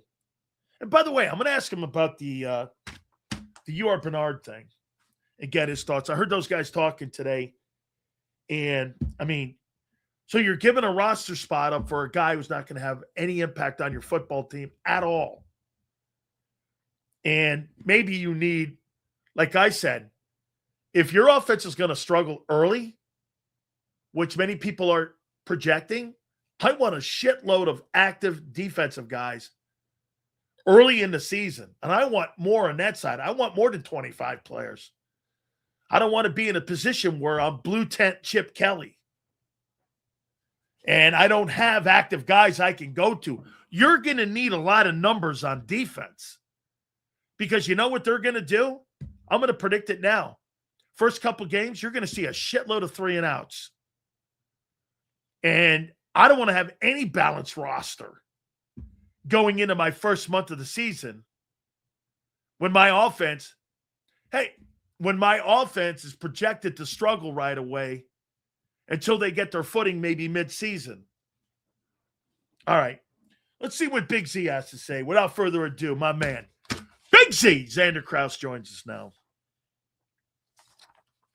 Oh, I think we got to get back here. What's up, brother? How you doing, How you doing, man? I'm good, man. How you doing? How you living on this Thursday? Living 5 days out. That's how I'm living. Yeah, man. I know. I'm pumped, Sills. I'm ready for football, dude. You know, I've discovered I'm really, and I think this is more. I don't know. Am I getting old? Maybe I'm not really that much of a sports guy anymore outside of football. Now I know that's not true for you. You love all sports, and I still like sports. Don't get me wrong, but I just don't. There's no excitement in the year for me outside of football when it comes to sports. I watch them, but like you get jacked up. I get butterflies during Eagles games. You do.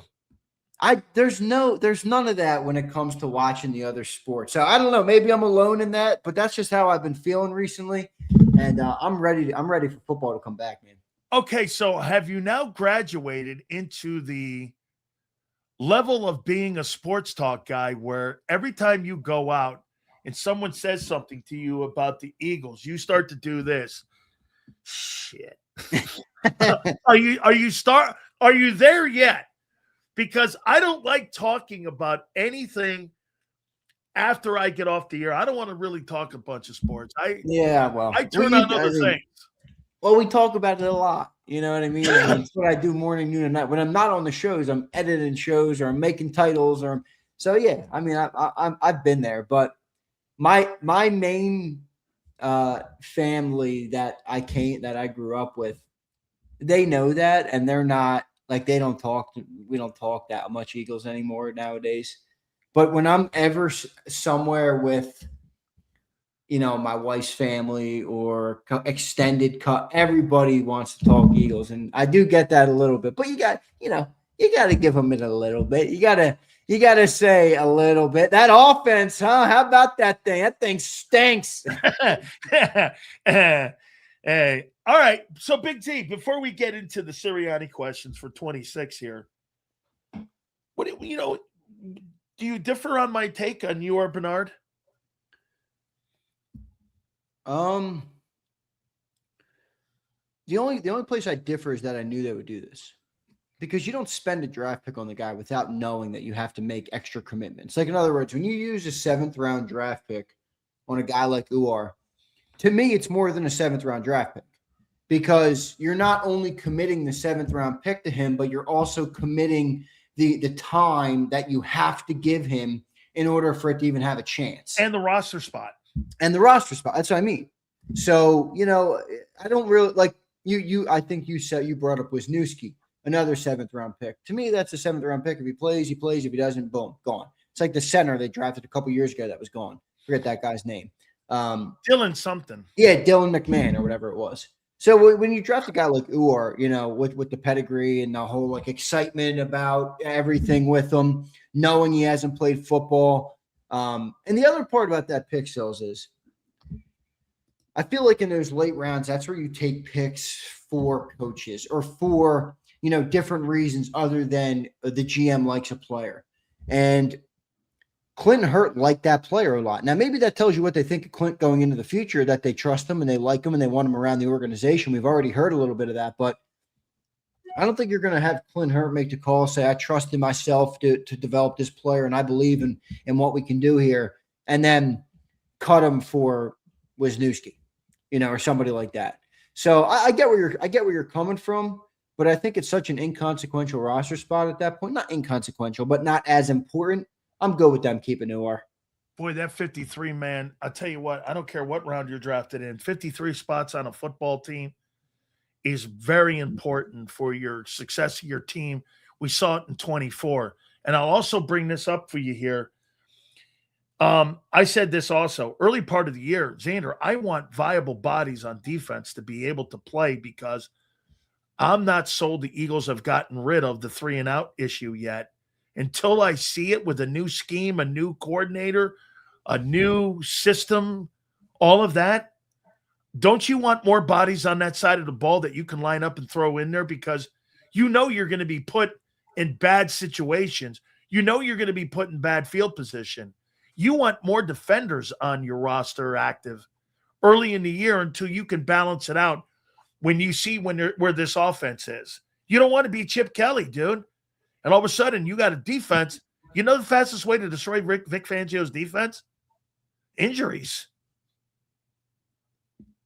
Well, I don't disagree. I mean, so you're saying you want depth there? Is that what you're saying? Yeah, I want more depth on that side of the ball early because I don't know what this thing's going to look like. Yeah, I mean that's fair. I mean, I think there's only so far you can go there. And look, you've pointed it out. The Eagles had really good depth a couple years ago because they drafted incredibly well and they didn't have the contract crunch. Now the last 2 years, they've kind of shed a lot of players.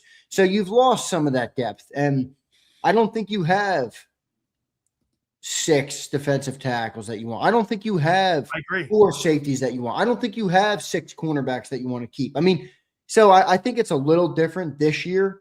They're kind of back to the rest of the pack when it comes to depth, where I think most teams are as compared to being exceptional on depth, where I think they were in 24 and even before then. So, yeah, I get what you're saying, but I don't know. I think you got to roll with what you got right now. And if they have to make some crunches or if they keep Uor, I'm good with it. I think these are questions that need to be answered by the end of 2026. And this is on Nick Sirianni. And I wrote these 5 questions down. You tell me. Can Sirianni make Hurts adapt to the new scheme? Is 1. Do you believe he will? Sirianni making Hurts adapt? Yeah, to the new scheme. Yeah, I mean, I don't know how much, but I think Hurts does have to evolve as a player. I don't know to what level. I'm not expecting him to be the prototypical West Coast offense quarterback, but I do think it's time for Jalen to take another step in whatever direction the team asks him to go to create a more prolific offense. I do think he will look to me like a different quarterback this year. How good it will be, I don't know, but I do think it will look different. Less running, more passing? I think so. I mean, I also think there is I don't think that's as black and white sometimes as we talk about. Where situationally. Right. And I also think, can we get more bootlegs? Can we get more dump offs? Can we get more screen passes? Is there ways that we can get Jalen to pass the ball? You're going to ask him to do more.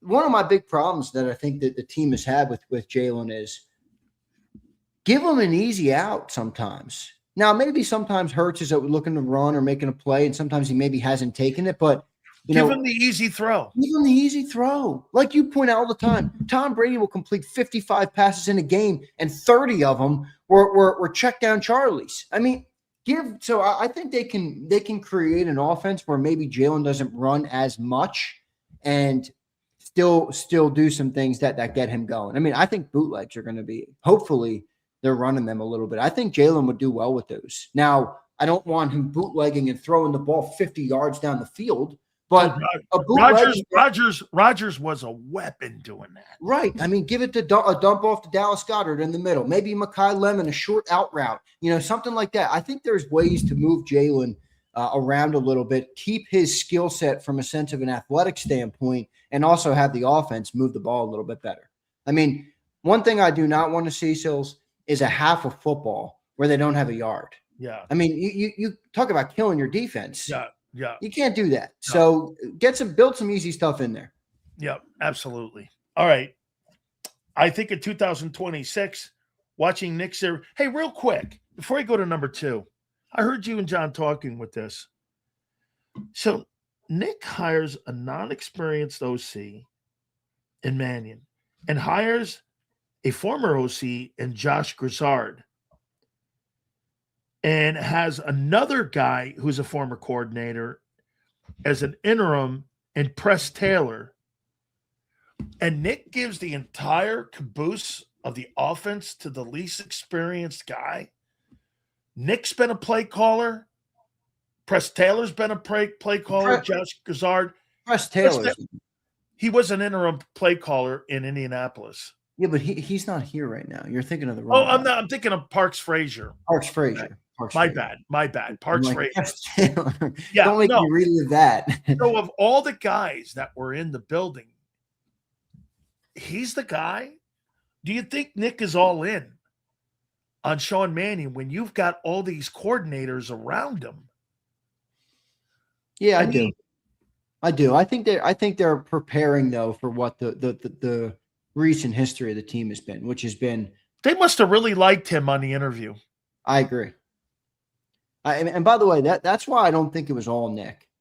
Now, I do think Nick maybe made the decision, but the Eagles organization has been – they've made a lot of hirings. You think Howie was in that room when he was being interviewed? Definitely. They all were. I'm pretty sure they all were. But okay. my point is that's consistent with the Eagles organization. Like, how did Nick Sirianni get the job? How did Andy Reid get the job? How did Doug Peterson get the job? They've done that a lot where there's an unlikely name who nobody's thinking about, who maybe has a great interview and it becomes the head coach or the coach or whatever. So I think maybe Mannion had a great interview. Look, I think Mannion's a sharp dude. I mean, I don't know that much, but just listening to him when he was at his press conference, the way he talked about things, he does have experience with some of the better offensive coaches in the league. Does that mean he's going to be a great play caller? No. Has he been exposed to it? Yes. I like Mannion. I mean, I think he has an uphill battle, similar to the way Mark Trestman said on your show the other day, where you have an offense that is these great expectations. They haven't performed at a real high level. They got rid of their best pass catcher, and the offensive line's aging even more. So it's like I do think he has an uphill battle, but I think he can do some. I think he can do some things, and I'm not really making too much of the other guys. Other than that, I think they're trying to create more of an environment where they're able to handle the inevitable turnover better, because every year Nick's been here, there's turnover, whether it's a firing or it's a promotion. The OC goes, so they got to be ready for that. I wonder if they learned something from the Brian Johnson era and how they handled that. Well, also Kellen, but yeah, go ahead. But I just wonder how they, if they had to do that all over again, would they have been such a knee jerk to try to use him as the scapegoat when at the end of the day it wasn't really him? It was the environment around him. Look at the defense that was going south. He was doing really well for a while, and then all of a sudden he ran into some good football teams. Brian, I thought Brian Johnson, I didn't think he was that awful. I thought it was Hurts with high volume, and you know what the Eagles didn't really accept? They didn't accept the 15 turnovers. Well, dude, if you're going to have higher volume, you got to have understanding you're going to have picks. You throw across the middle of the field, Tom Brady has interceptions across. Yeah, I mean, I think there's an extreme, though. I mean, it was too much in 2023. Probably so. I mean, look, Jalen had 6 picks last year, and 4 of them came in one game, which means he went 15 games with 2 picks. Okay. I mean, turnovers haven't really been a problem for Jalen. So it was in 23, you're right, but 9, 10, I'm good with that. I'm living with that. If you're talking about a more, a better passing offense. If it's not that much better and the turnovers are way up, like it was in the first 4 weeks of 24, you can't live with that because you're not going to win games. I mean, if you're going to turn the football over, Sills, you have to do things to create a bigger margin for error in the game. If the way the Eagles play right now is they have small margin for error, but they make very few mistakes. If you're going to open yourself up to making more mistakes, you better improve the margin. So the only way that becomes worth it is if they're scoring 30 points a game or whatever the case might be. They have to be better to create a bigger margin, or else it won't make sense. Okay. How much patience is Nick going to have for himself for this to work? Do you think the organization is going to be patient enough? Maybe that's the better angle. You think the organization is going to be patient enough with Nick to trust Nick to turn this around this time? When in 24 they couldn't do it, 23 they struggled to do it. Do you think they're going to give him the latitude? You tell me all the time, this organization is a knee-jerk organization, and at times they overreact to things. Look at how they overreacting now to an 11-win team.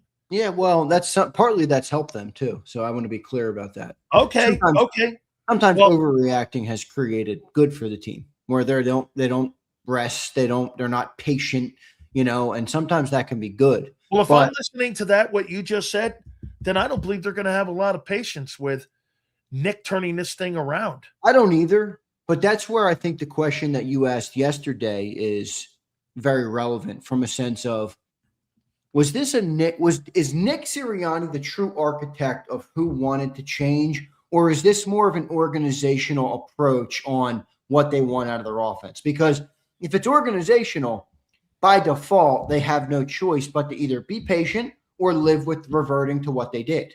If they truly want to evolve, then guess what? I mean, you got to go through growing pains. It's just the reality. So, you know why it's organizational? Zander, you've got to walk into your owner's office with Howie and go, and you've got to justify why you're paying $240 million in payroll and offense and not utilizing it.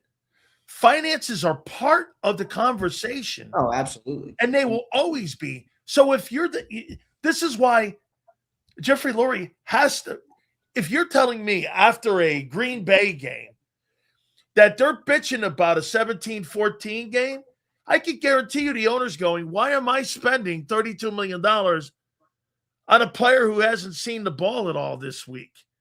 Why am I doing that? And I'm spending $243 million. Doesn't that put initial internal pressure on Nick?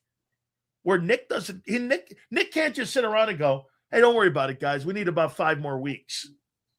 I don't think it's going to work like that. Do you? I don't. But I mean, you can't make these switches if you're not going to have patience. You can't. It's setting up for failure. So I don't know. I mean, I get where you're coming from, but you got to think that they're smart enough to know that to some extent. All right, here's another one here. Here's number 3. Also, the other thing real quick there is, I get where you're coming from with the money, but remember, Sills, I think it's about the collective because they want to spend a certain amount of money anyway. It's a business, dude. They need tax write-offs. Everything is financially. There's reasons for everything. If they're not spending it on offense, they're spending it somewhere so that they can reach the threshold they need, so that they can minimize the tax and all the other bullshit. So I don't think their goal is to be the best offense for as cheap as possible. That's not what I think their goal is. Do you think Jalen's success this year has any impact on Jalen Carter's future in Philly? Jalen Hurts' success? Yeah. Well, I think if Jalen Hurts is successful this year, then that will mean the team is better. But I don't think they're directly correlated, no, because I think the defense was pretty good last year and Carter had a bad year. So you think this coming offseason, then, if that happens, you're signing a $63 million. I see where you're going. Are you going Hurts is going to get paid big money? Yeah. Okay. And Q and Cooper are going to get paid big money. Yeah, okay. I see where you're going. And then you're going to have to make a decision. Remember, what's that famous line all you guys give me? You can't keep them all. I mean,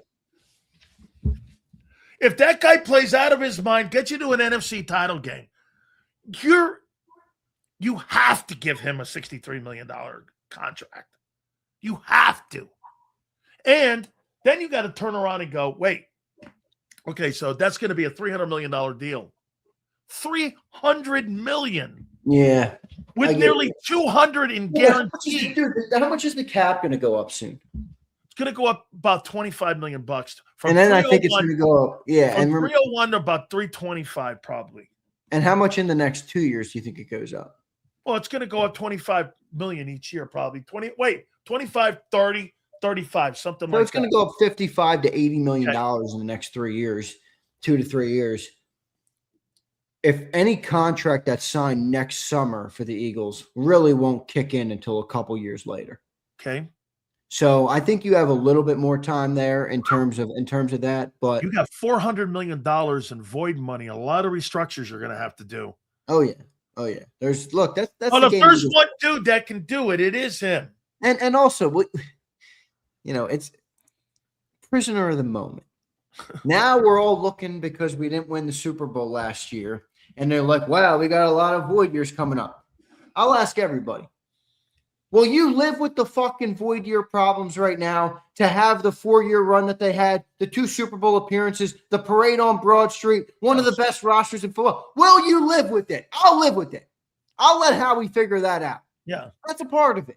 You can't be all happy one year. We have the best roster in football. We're the best drafting team in football. We do this. We have the best GM. And then when there's a little bit of a roster crunch, you're crying about void years. I mean, I'll take the best roster and some problems with void years a couple years later. I'm good with that. Do you think the last 2 years in their offseason signings, do you think that that's had an effect on the way that they've gone into free agency in the offseason? Well, I think it's come into play from a sense of, yeah, they have drafted so well they couldn't pay everybody. They have had such good rosters you couldn't pay everybody because, as you know, Sills, the cheapest NFL players are guys on rookie contracts. Once you're off rookie contracts, they're all expensive. There's degrees to how expensive they are, but they're all expensive. So, there was rookies who became paid players, and, there's been some crunching. So I do think definitely have gotten cheaper in the last couple of off seasons. I mean, Saquon, I think, was the big signing. Isn't John the guy that coined the Temu phrase? Yeah, that was a couple off seasons ago. And then remember, Grenard, they did pay Grenard this summer. I mean, that was a big deal. Did. That's a good deal. It is. But yeah, I think they've had to do that. I'd like to talk to my football team in a really good tone. How can I do that? Is there a way that I can make my messaging better this year so that I don't lose guys like A.J. Brown and guys like Jeff Stoutland? How can I communicate with my team better? My name is Nick Sirianni, and I need better verbiage on my messaging. Is that who your coach is? Yeah. Okay. Maybe. Let me send Jason Cole. You got Jason Cole 4:30 today. Boy, Yeah. I know the season's close because I'm Sileo got me on edge here. Hey, let me ask ChatGPT another one. You need me to get mine out so that people can listen to the answers? Hey, ChatGPT, how can I get my messaging better so that I don't lose my football team again like I did in 2025? Please help me. My name is Nick Sirianni. Please let me ask. Where's mine? Please help me. Please help me. I got mine. Let me talk to. Please help me. How can I get my messaging better? My name is Nick Sirianni. Whoa, stand down. Stand down. All right, ready? Yeah. If you were Nick Sirianni, the head coach of the Philadelphia Eagles, what would you do this upcoming football season to be better than you were in 25 after they failed and did not reach expectations? First thing I do is reset the identity. Like, get back to what makes Philly Philly.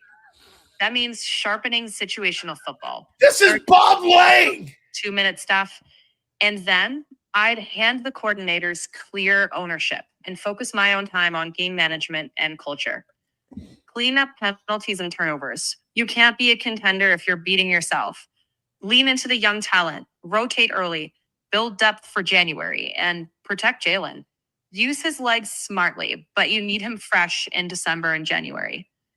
Big picture, I double down on discipline, situational football, and a self-scout every week. If you tighten those screws, the ceiling takes care of itself. Wow. I really don't need him now. Mine, I never used it until a couple of days ago. I normally just type the AI. I use Claude Code. I don't really use the chat as much, but I do have the woman voice. As a matter of fact, I didn't mind any of those things that the chick said, actually. She told Nick to get out of the. She told Nick to get out of there. No, she told Nick to get out of the way. Out of the way of the coordinators. Wow. How do you wait? Hey, you think he's lost his you think he's lost his team? No. No. Okay. So you think he had a good year coaching his locker room a year ago? Wait, I meant to rip somebody for something on this show. It's got to be Marshall. Who said something about Nick Sirianni? It's got to be Marshall. It was probably Marshall. Let me see if I could find the comment. I heard you read it, and I'm sitting there, and I'm like, does this asshole not understand that the Eagles have gone on to have one of the most successful eras under Nick? Now, that doesn't mean you have to think he's perfect or great, but it is. The way some of these people talk about this dude is just, you sound so stupid. It is. You don't think teams can win in spite of a coach? They can win in spite of a coach. I don't think that's happening in Philly. Okay. So you think Doug couldn't have done the same thing that Nick did? Do I think Doug could have done the same thing that Nick did? Yeah. Maybe. I'm not sure. I don't like playing that game. That's a stupid game. Well, that's a game they play. No, it's not. You don't think they can? You don't think that they believe that they're better than any coach they've ever hired? I do. You think Nick's been using ChatGPT the whole time, Prince?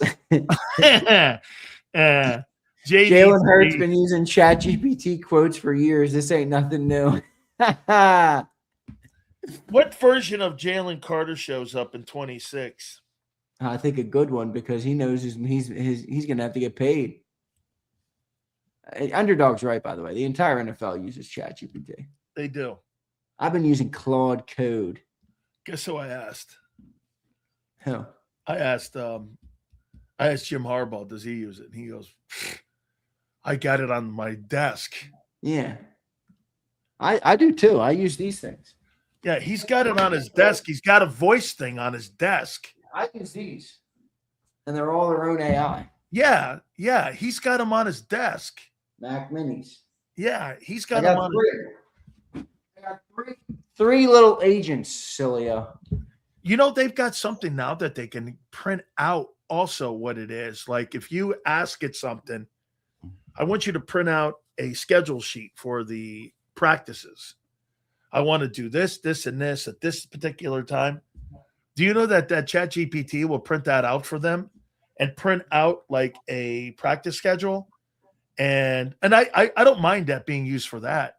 Let me print out a practice schedule. You can do a lot more than print out a practice schedule. No. What I'm talking about is he doesn't have to sit there and dictate shit. Yeah. He just sit there, or he can sit there and go, I want this, this, and this. And then they put a formula together. It is pretty impressive if you use that shit right. So here's my you think he holds in?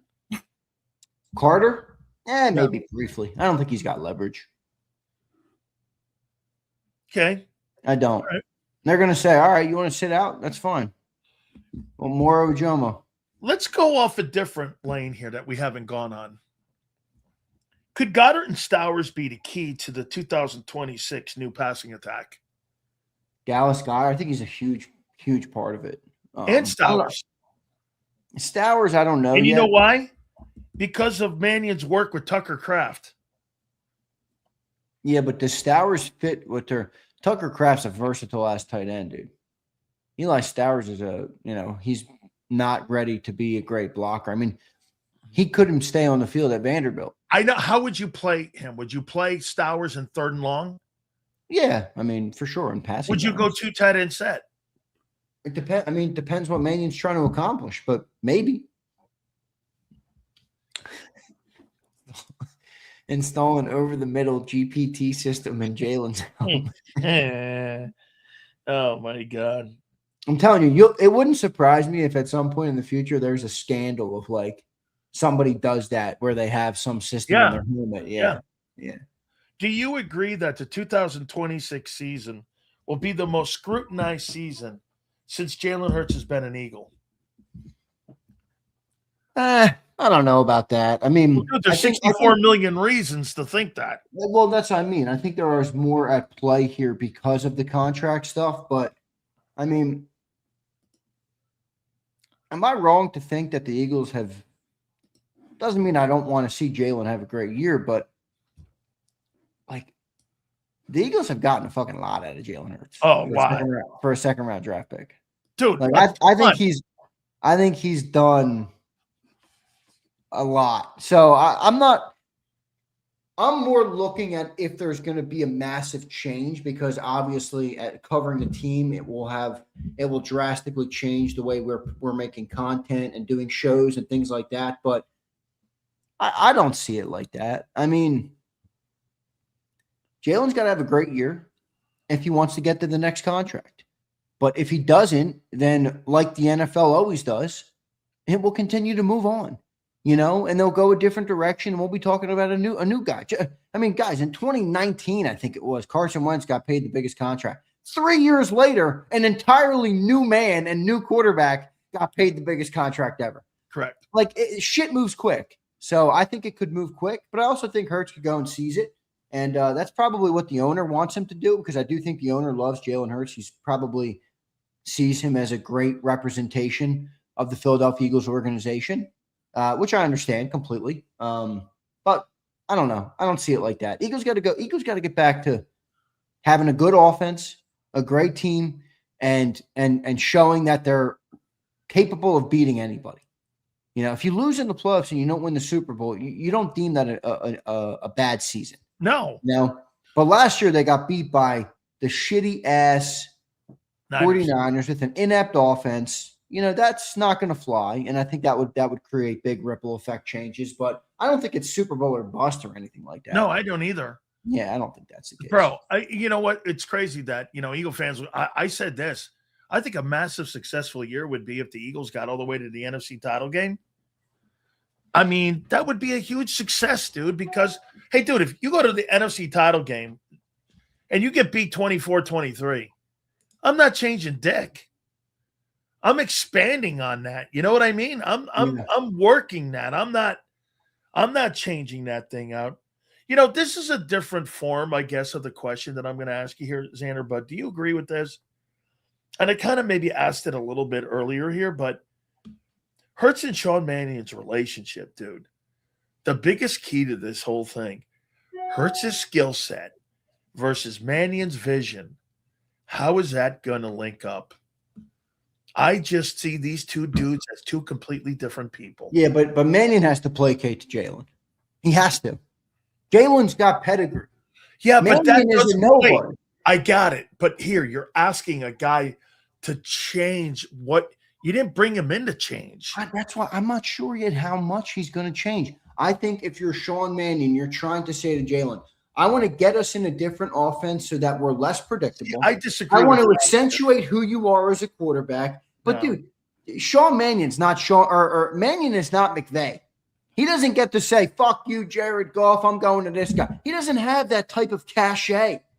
Yeah, but dude, this is where I completely disagree. And I think you're on board with John on this. I'm sorry, dude. All the moves you've made, I have not seen one move that you've made to make the run game better, except for wishful thinking that the O-line is going to be healthier.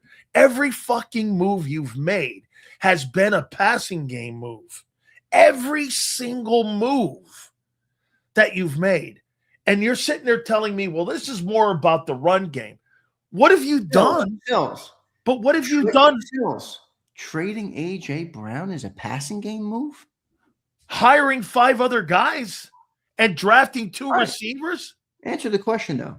Trading A.J. Brown's a passing game move? Again, another offseason question mark that I'm like, if I want to improve my passing game more, I get rid of one of the top 10 wideouts and suggest that I'm going to go through a new wave of new offense in the passing game.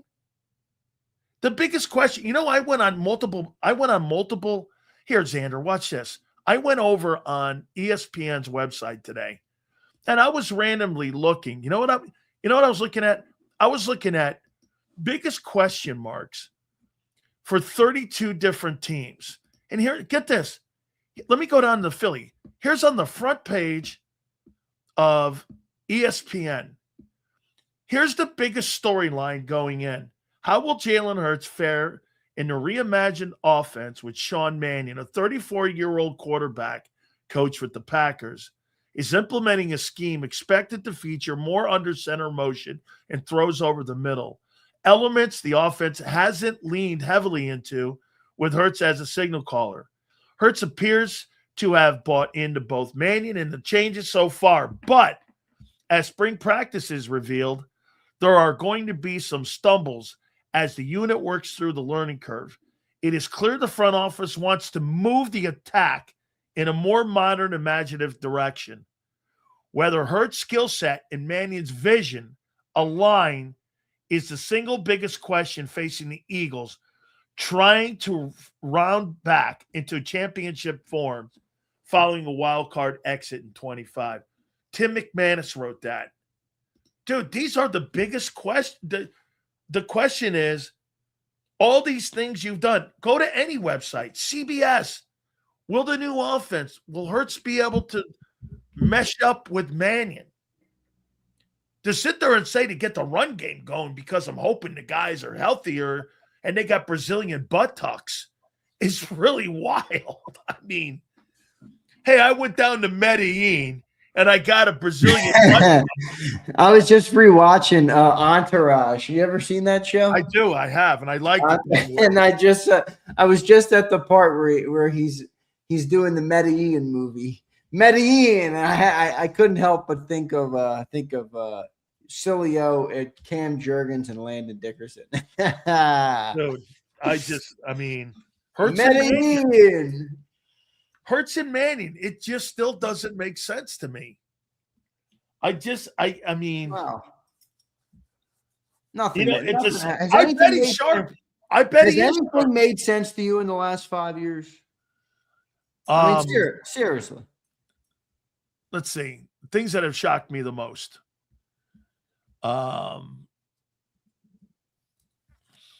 Howie being a personnel guy. It wasn't his reputation. His reputation was a poor GM as a guy when it came to personnel. And he's rolled into it. That Rager trade, that bottle hitting him in the head. Boy, that Rager trade hit him in the head. And I'll tell you what, dog, that guy has rolled into like putting some really good football players on that roster. They really have. I mean, there's some really good roster. Did you see what CBS did? They picked the top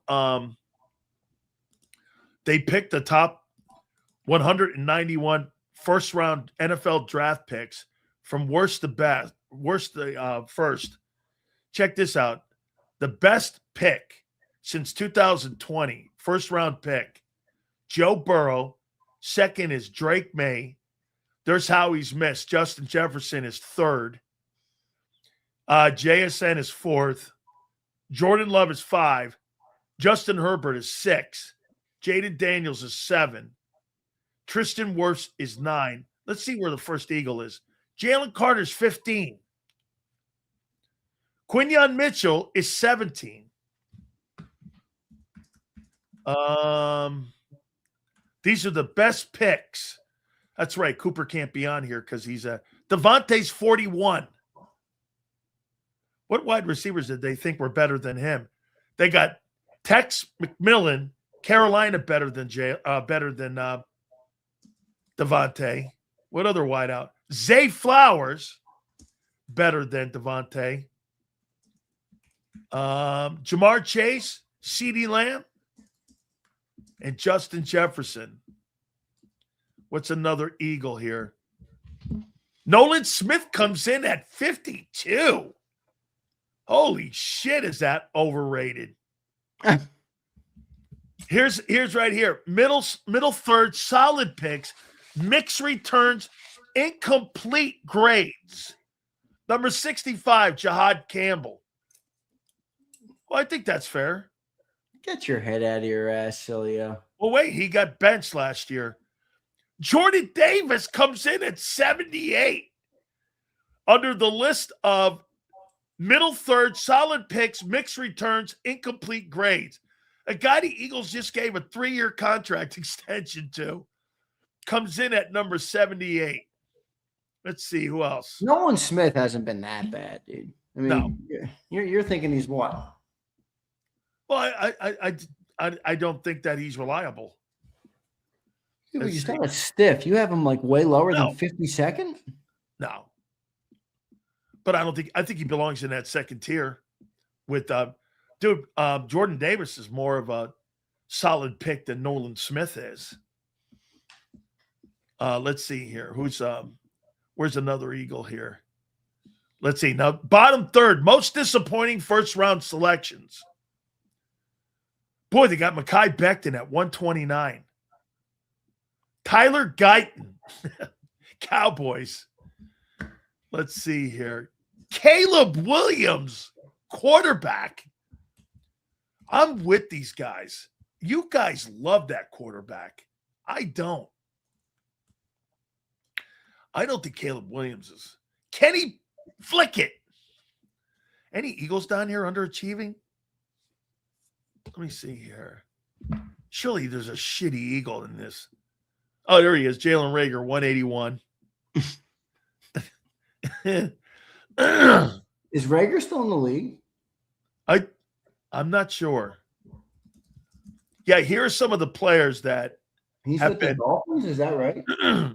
Here's some of the players that have been misses. Mekhi Becton. Boy, he wasn't here. Caleb Williams.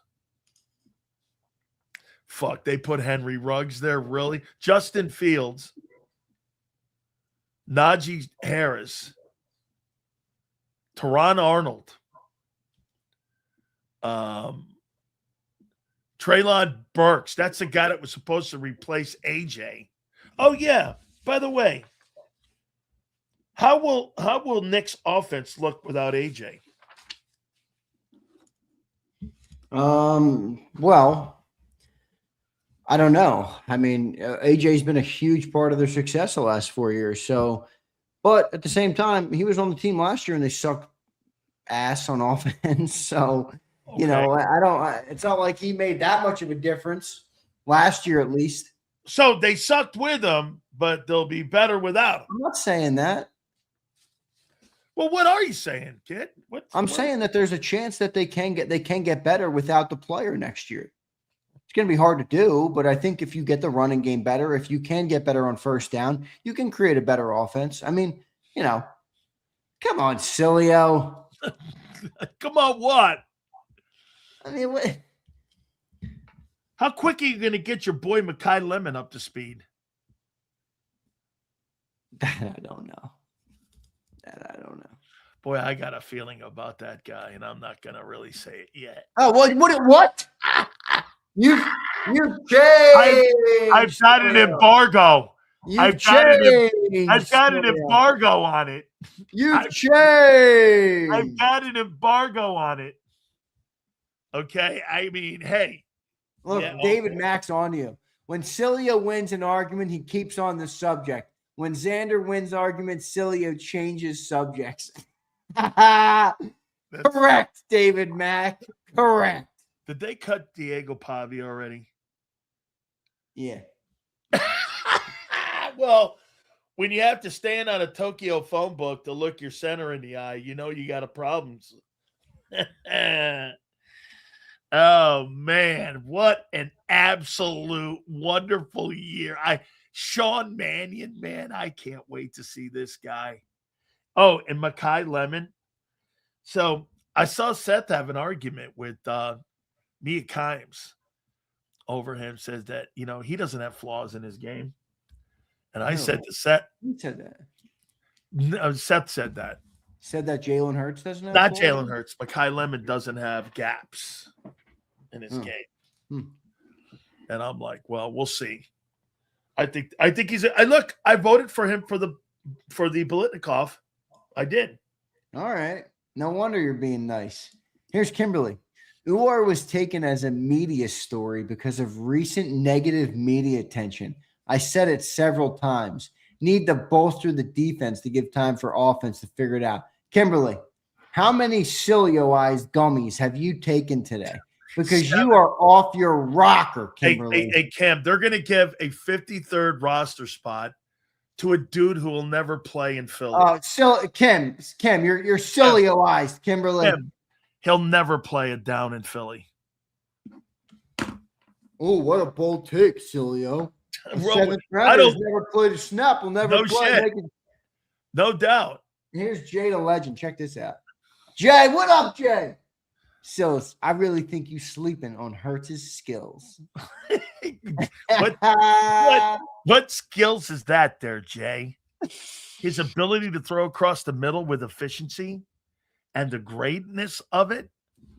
I can't wait to see this spread offense, man. This guy's going to spread the ball like he's Steve Young. So basically what they're saying is we're going to be seeing Steve Young this year, right? Jalen Hurts is going to look like Steve Young, right? I never said that. Okay. Kimberly, here's Kimberly again. Hopefully this one's a better bounce back. Quick, does Howie stay once Julian Lennon is Lurie is owner? That's hilarious. I don't know. Who knows what Julian's got? Julian might be in the back. Like, yeah, if I'm Julian, I'm like this. Yeah, one guy I'm not moving Howie at all. You never know though, Sills. Wait for the media. Wait until Sileo's on his show saying Julian Lurie's a stiff of an owner. He inherited a great organization. It's like Gladiator. Gladiator when his dumbass son, because he's got to make his mark, Sileo. Hold on here. So, like, how do you think Jeannie Buss and the Buss kids have done running the Lakers? How do you think the Steinbrenners have done running the Yankees? Not that good. Right. What makes me think Julian's gonna run this thing? I don't know. I don't know who this guy is, but he looks like a fucking badass. Is that an army suit? I think it is. I think he's a Ranger that dude looks like a savage. Yeah. He said this. I think Q and Coop have changed the way Howie views the defense. If they aren't as good as they are, then I don't think Carter is even a question. Well, Carter's a question now, my friend. They've paused on him. They've paused on Jalen Carter, man. They've paused on the dude. Did you see Marshall, what he did yesterday? Man, I love Marsh. Dude, I think Marsh has some of the shittiest takes on planet Earth. Yeah, well, Marsh. But I appreciate the hell out of him because he supports our channel. Dude, he was dropping 50 bombs on me, man. In the middle of the offseason, too. Let me tell you, we need it. Yeah, I'm out in this place. Fucking Sileo's making all this coin. I need it. Z. And this guy's like I'm like taking hit after hit here, man. Shit. I need some 50 bombs. I know. Thank you, Marsh. Here's Dennis. I love watching 2024 episodes. Sills is wrong a lot. Hey, Dennis, look at this. You need to go back into the archives and go 21, 22, 25, and soon to be 26. Dude, you know what? Maybe Dennis, on the weekends, I should start running the old national football shows. Oh, that'd be great. Do it from 21 on. Hey, Dennis, you should have heard me in March of that year go like this. You're going to Super Bowl, and you know what? You got a Super Bowl roster. I was the first dude in Philly to say that. Look at him. First dude, 23. Guess what? Can you imagine if I brought up a good game from Jalen when you Hurts guys were 10-1, I went, you'll have an implosion. And you look at this dude glazing himself over a take 5 years ago. Oh, my God. You guys talk about Hurts 5 years ago and all that bullshit in 22. Go ahead. I know. All right, here's Kyle. What up, Kyle Kokorski? What is this? We are handing out jobs for free. What is this? No wonder this generation is soft. That GPT, baby. Kokorski, shut your bitch ass up. You're silly eyes too. Uar Bernard he's got an opportunity. Let the fucking guy play. It's also, it's a good story. I mean, I'd like to see the guy earn some money and take care of his family. It'd be dope. Those are the kind of stories I'd like to see, but I guess you're right. It's a good story. Oh my God. 53-man. Don't let Sileo dupe you like Kimberly's been duped. And you, Kyle. Hey, the 53rd roster spot going to Uar Bernard is not that big of a deal, guys. Okay, I promise you, Kim. Cole Wisniewski Kim. will not be the reason we win the Super Bowl. Hey, Kim, get this, though.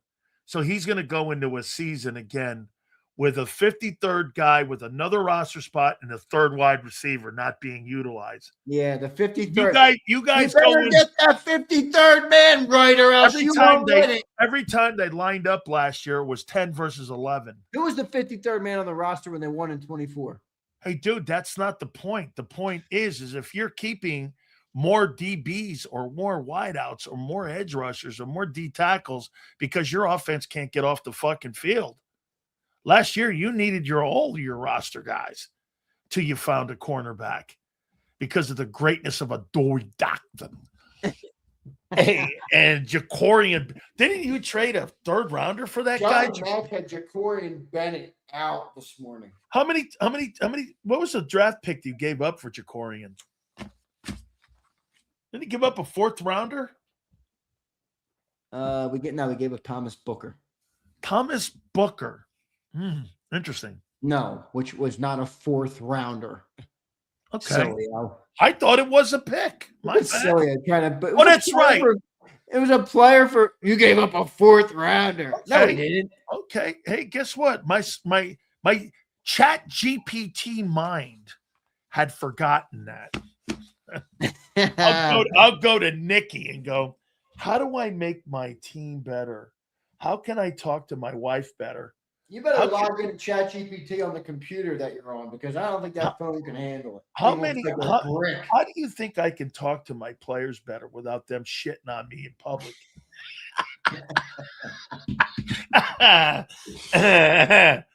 ChatGPT. Oh man. Hey, you dude. Be kidding me. I can't wait till. Hey, dude. So what do you think you're going to be in the first 4 games? First 4 games, I have no clue. I think it could look good in the first 4 games. My question is, what does it look like from week 5 to week 14? That's the meat and potatoes. So first 4, dude, you've won me over. That's a bunch of bullshit. Good or bad. So you think you're 4-0 in the first 4? I don't know. I don't think it matters all that much because I don't think that's going to – we were 4-0 after 4 games last year. That's right. Then went 7-7. Right. So I don't think like if they're 2-2, if they're 1-3, if they're 3-1, if they're 4-0, if they're 0-4, let's wait and see. Now I don't think you want to start 0-4 because you're setting yourself up behind the 8 ball, obviously. But I think 2-2 has got to be the minimum. Here he is. Unless that GPT gives Nick another answer, the offense will look still and boring. 4 verts, baby. Here's something I do have a question for you. So when Jalen went to the line of scrimmage and he ran that play and he knew it was, or maybe he didn't know it was a good play. What do you say about him looking at a defense and not seeing the holes in the defense? What do you make of that? Was it just that play? Or do you think, again, that,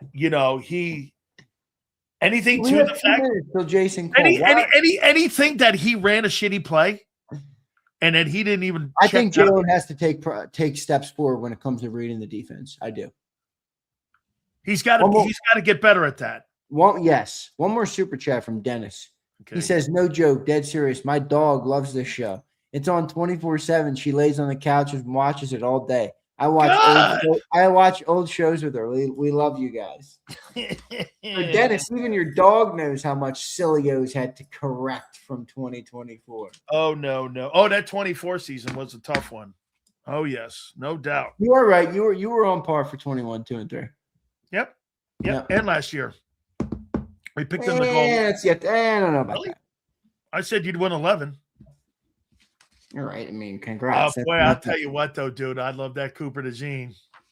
I love me some Cooper DeJean. And I'll talk to you tomorrow. He's the best player on the team. Hold on. Wait a minute. We got a marsh here. This is for you, Zander. That's my knock on Hurts. He ran that stupid shit instead of changing the play.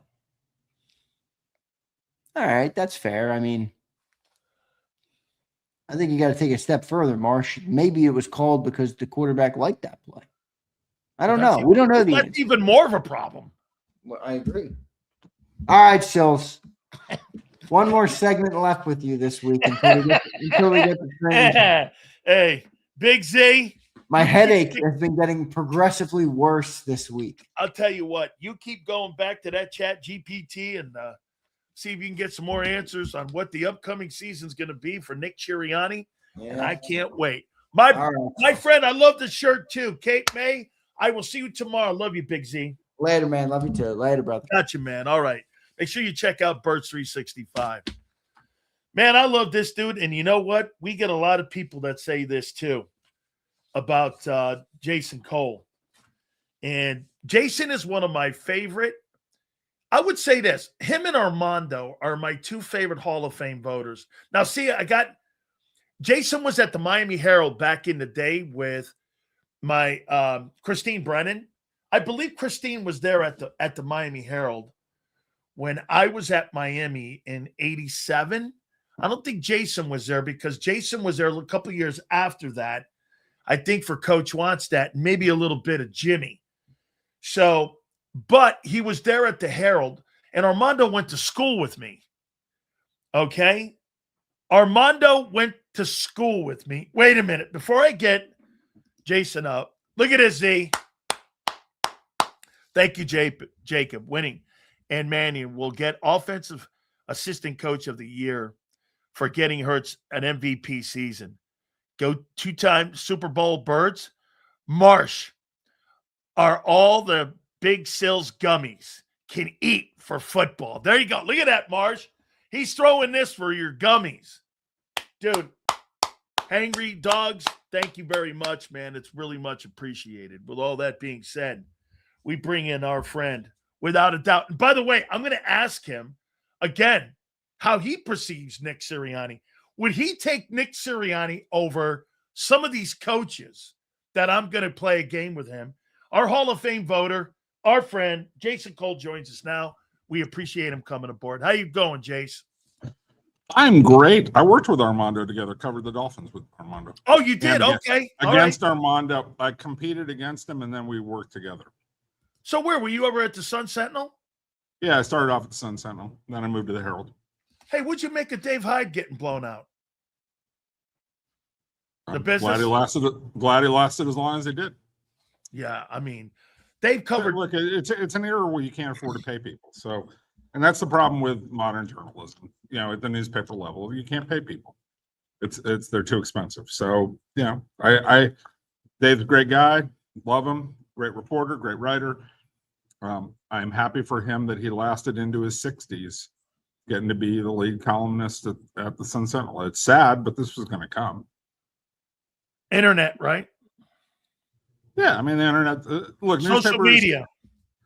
Well, just look, the internet destroyed newspapers because newspapers. I mean, we can go to this long dissertation. It's a PhD discussion about why newspapers screwed up, but they didn't protect their own material, and they gave it away for free, and they did all these things that allowed aggregators to kill them. So it is what it is. Jace, I want to play a game with you here. I heard Sirianni against who? Sirianni against what? Would you take Sirianni over Kyle Shanahan? The results are what the results are, and you have to say yes. Do I believe that Kyle Shanahan is a better offensive coach in my heart of hearts? Yeah, I do. Do I think that? But the man's won a Super Bowl. Now, look, this is just a really hard one. Yeah, but I wouldn't take Nick Sirianni over a guy like a. I get it, but you know, like that. But if you're comparing resumes, you're comparing resumes.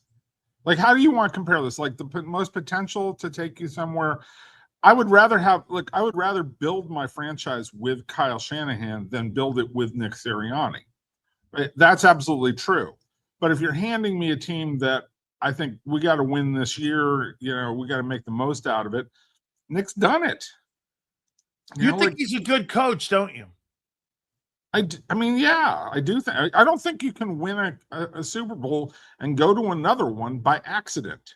Yeah, but how do you say that? And then you look at Seifert and you think he's dog shit. I didn't think he's dog shit. I think he was a very good coach. Okay. I don't think he's a Hall of Famer. Okay. There's a like you're asking like these are. No, you're right. You're right. You're right. I'm moving the goal. I'm moving the goalpost. Really, I'm moving the goalpost on you a little bit. Yeah, you are, and that's okay. I mean, I understand it. That's what talk radio is about. But but no, I think I would put Nick Sirianni on a level with a guy like George Seifert. He took a team that was ready to go and win, and he won with it. He did what he was supposed to do. No shame in that. But am I building a franchise and picking Nick Sirianni to build it from the ground up? No, I don't think he knows how to do that. Kyle Shanahan, yeah, I think he knows how to do that. Yeah, but is it about the environment also, some of these guys coaching? Because guys like Shula had to do more. Guys like Holmgren had to do more. And now guys today, hasn't that shifted the environment where, guess what? They want coaches now. Like, I don't think Bill Belichick fits today in the NFL. Do you? I think Bill Belichick fits in any era of football. Okay. Yeah, but I mean, Bill Belichick fits in any era. You got to make sure he's got a quarterback. That's every great coach except for Gibbs. Yeah, every great coach. You know, I mean, Parcells didn't have great quarterbacks, but he had good ones. And Joe Gibbs didn't have great quarterbacks. He made it work. I mean, nothing is ever absolute. But generally, you have to have a great quarterback. I mean, Don Shula had Johnny Unitas, then he had Dan Marino, and in between he had Bob Greasy. Like he had 3 Hall of Fame guys who actually has a better resume than Dan Marino. I mean, as a team guy, as a team accomplishment. But like again, if you're just looking at it and saying, who do I think is a better coach? Yes, I think Kyle Shanahan's a better coach.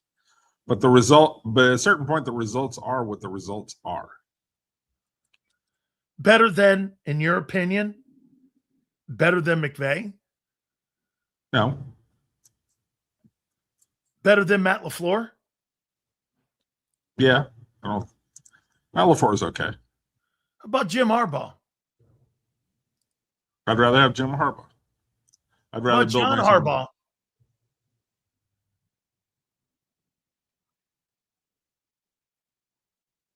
Wow. I'm going to have to put up with a lot, but I would rather have John Harbaugh. I think. But it made you pause. Yeah, it made me pause because John Harbaugh has some blind spots. He doesn't play well with others. And at a certain point, you do have to have cohesion within your organization. And I think that there's some of that with John Harbaugh. There's a great story that Harbaugh once told him. So let me back up all the way.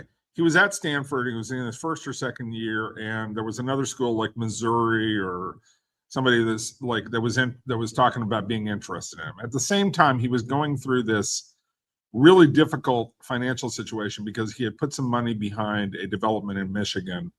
And the development went south, went bankrupt, and he was the only signatory on the deal. It was him and a bunch of friends, but he was the guy who was really on the line. It was going to cost him, like, I don't know, it was $10 million, $15 million. It was more money than he had, right? So he was really in financial trouble. So a bunch of guys who were Stanford real estate guys and attorneys got together, and they basically fixed the problem for Harbaugh, and he got out of it, I don't know, for a couple $100,000 or whatever, right? They got it settled. They end up going to dinner to celebrate the fact that they got this thing done. And one of the Stanford people said to Harbaugh, hey, look, we just took care of this big problem for you. We really don't want to hear about you going to other schools. And Harbaugh stopped for a second and he said, I hear you, but you also need to understand something else. I'm the son of a guy who was a good coach. Not a great coach, but a good coach. His dad was a position coach. Yeah. So we moved around a lot. We went from city to city. We changed places every 3 or 4 years. And he goes, that worked for me. And what Harbaugh was trying to tell people is he wears people out. He's a guy who doesn't last long because he's so edgy. And so Harbaugh is an interesting character, and he lasted a long time in Michigan before he finally won. Yeah, but if I want to build a program, he's the guy. He's a guy. He's one of the guys that I want to build a program with. So ultimately, the answer is yes. But like I have an appreciation for Sirianni as a closer. He's like, if you go back to that great movie Glenn Ross from like 30 or 40 years ago, coffee's, like you got to close, and he's found a way to close. And that's his task in life. That's what the Eagles said to him. Go be the closer. We have a good team. Go close. And he did. Right? He's this close to having won 2 Super Bowls.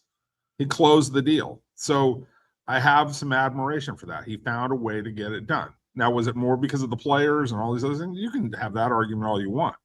But he was the guy, and he got those teams going. Okay, would you rather have would you rather have a superstar general manager, or would you rather have a superstar head coach? Superstar general manager. Yeah, well, that's what he has. Yeah, he does.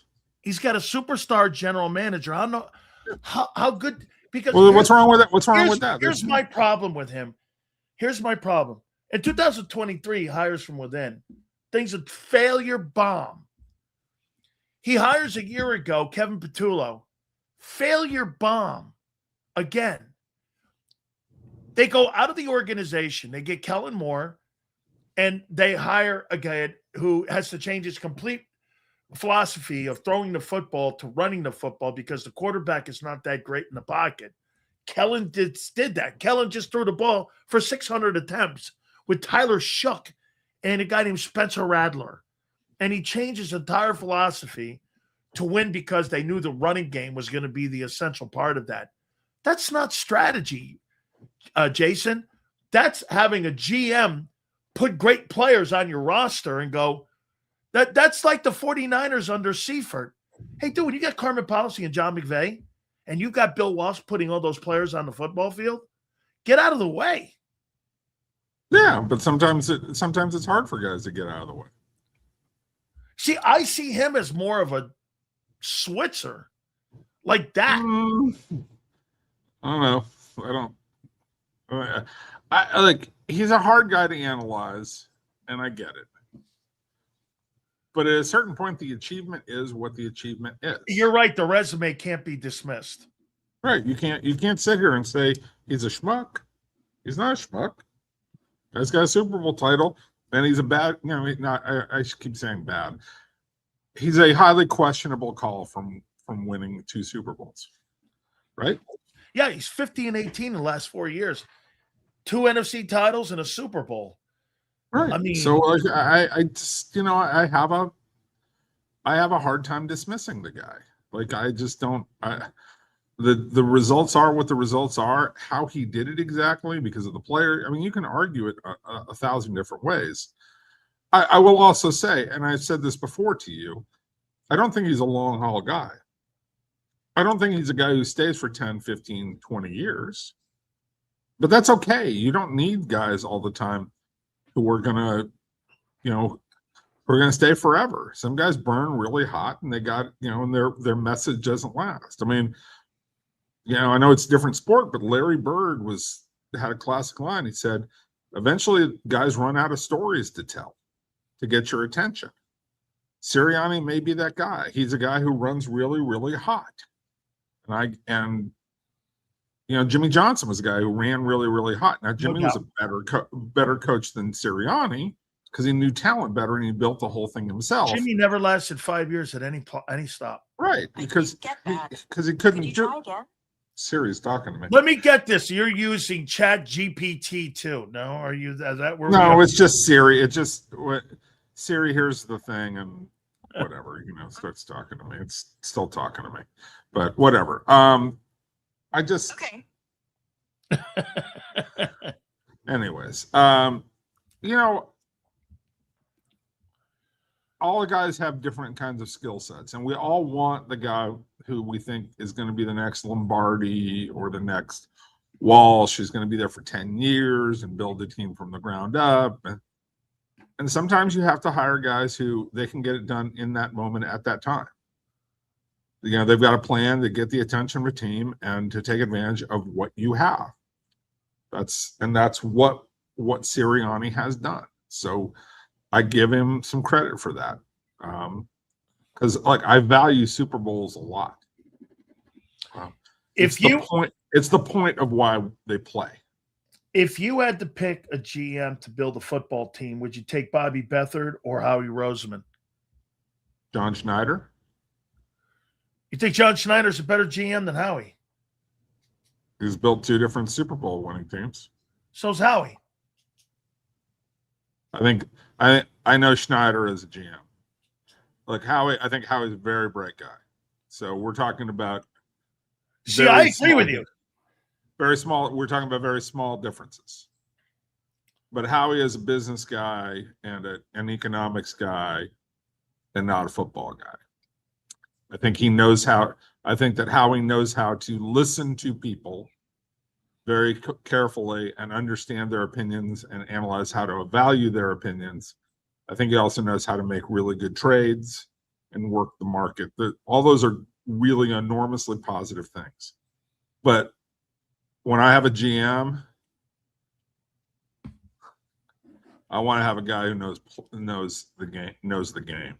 So you'd rather have him know the game than say know the personnel we were talking than the salary. John Schneider has built 2 of the greatest defenses of the last 15 years. Yes.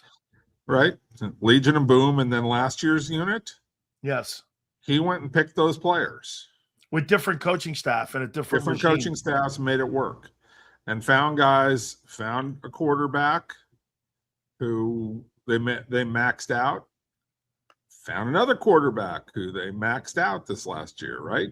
You know, found some other parts. Jackson. In an economical way, they did it too. 30. Right. Yeah. I take John Schneider. John Schneider is your classic knows football. Howie is a very, very smart man, extraordinarily bright, who knows how to listen and understand the language of football, even if he hasn't played it, right? Joe Banner was good at it. Howie Roseman is great at it in terms of you didn't grow up in football. You didn't play. You weren't big time in it. You didn't go play college ball. You didn't do any of this, but you figure out what people are saying to you and know what is valuable. You know how to interpret what people are saying to you and how that fits. Jason, but see, here's one of the key things, and the difference between a guy like Schneider and a guy like Howie. Howie has left himself with a team where the leaders are Jalen Hurts and Jalen Carter. And those are guys that the team. Schneider didn't do that. Howie did. Howie has not understood that there is a quality in the locker room that is important. Okay, that your leaders can't be schmucks. That's a freaking great take. When you come from the money side versus coming from the personnel side, you know inside the locker room what players mean culturally more than, say, a guy coming from the money side. That is a great right. It's the nature, and that's why they've got a bit of a problem right now. Can they solve it? Sure, they can. And is Howie going to recognize it? Yes, I'm sure he recognizes it. Why? Which is one of the reasons why he dumped AJ Brown instead of trying to keep the guy. He's understood. Look, this has gotten to the point where it's irreparable. I can't solve this. They're not just pieces on a chessboard. I blame Nick on that. I blame Nick. I blame a lot of people. I blame Jalen. I blame Nick. Look, when you have a great wide receiver, those guys are, a lot of those guys are just divas. AJ's a diva, just like a lot of other receivers. You got to take care of that dude. Do you know why? I want to give you a story on why I blame Nick on AJ being pushed out. I want to use a Jimmy Johnson story for you. You remember how this went down. When Jimmy got the job, he went into the supplemental draft and he ended up getting Steve Walsh and brought Walsh in. For the Guy Lombardo trade eventually. Okay. And then guess what? The problem that Jimmy had with Aikman was he wasn't sure Aikman was going to understand Michael Irvin and how to deal with Michael Irvin. His big problem, remember what they did? Then they also brought in Bernie Kosar. Remember, he won a playoff game, and they had what was a Berline. They weren't sure they were going to go back to Aikman, and they ended up because Jimmy got convinced by Michael Irvin. Well, the storyline was this. You know, he went to Aikman and said, "My biggest problem with you, Troy, you got to play with that guy, whether you look at his values or not. Whatever you have to do." You've got to drop to a knee because for the betterment of the entire unit, this is your unit. I don't believe you. That was a big rift between the two for the longest time. And finally, Jimmy went and Michael Irvin went to him and said, Troy's our guy. And then Jimmy went, Berline, sit down. And the rest is history. That to me is coaching a guy who. How many people do you think Michael Irvin? And look, Jimmy was great at it. And why was Jimmy great at it? What did Jimmy major in college? Psychology. Right. What did Nick Saban major in college? Psychology. They understood how to deal with athletes, and they had been in locker room situations, so they understood the psychology of the locker rooms. Okay, coming back, Howie doesn't know that. Nick should know it better, but he doesn't. He's still Nick is still he's just a young coach in a lot of ways who hasn't experienced all these situations. And you have to figure out the two people and how they're going to work together. And he probably has like some block on it he thought that Jalen and AJ would figure out themselves, and they're not, because again, Jalen is not the greatest locker room guy in the world. Okay. He fits into what the function of what they're trying to do, but he has taken that to believe in his own BS. He thinks he's a much better player than he actually is. And so there's a vast number of issues and problems in all this, and Nick is part of it. But at the end of the day, he's 50-18 over the last 4 years. He's got a Super Bowl title. He's been to 2 Super Bowls, Okay. He's made it work. Now, what's going to happen going forward? I have my doubts that they're going to make this work. But I think that they have clever people led by Howie who will find a way. Like, they've been competitive now for a long time. They've been really good. Go back to the Nick Foles year. They made that year. No. They got the transition out of Carson Wentz when the whole Wentz thing went bad, right? Like, they figured out how to make this, how to make it go, right? But Jace, I'll tell you what exposed it for me was when Kyle Shanahan won that playoff game. Mm-hmm. With those backup players on defense. There were 5 street-walking players on defense that Robert Saleh was able to put a defensive game. Which game you're talking about? The playoff game this last year here, and that the Eagles lost to the 49ers. The 49ers lose Kittle in the first 4 minutes, and they end up winning that football game. And then Hurts goes in on the 4th and 11. They have a collection of these guys standing there, and they run a play. But that team was done. Like, that Eagles team last year was done before they got to that game. They were just done. So it was just a microcosm of the whole season. Yeah, they were done. There were so many moments in time. Like, I think they were done. Like, and I know this is kind of a classic second guess, but when your best player gets kicked out of the game on the first play for spitting of a season opener on a Thursday, where's your focus? What are you trying to do? Yeah, but that goes back to Nick's locker room again. Look, Nick controls the locker room to an extent. Nick doesn't pick the players. Okay, Nick is like, hey, Jalen Carter's really good, make it work. but he doesn't have ultimate Do control. you remember over any Jimmy Johnson guy ever getting thrown out of a football game for it. something? Eddie, but who was in charge of the whole thing? Jimmy was in charge of the whole thing. Is Nick in charge of the whole thing? Absolutely not. He's in charge of very little. It's two different situations. And again, I'm not trying to sit here and even say that Nick is as good as Jimmy Johnson, because he's not. All right. But I still think he wins in this environment. He wins in this environment, and he's done what his job is. And he's done it very, very well. Are there a bunch of other coaches? Yes, I would rather have.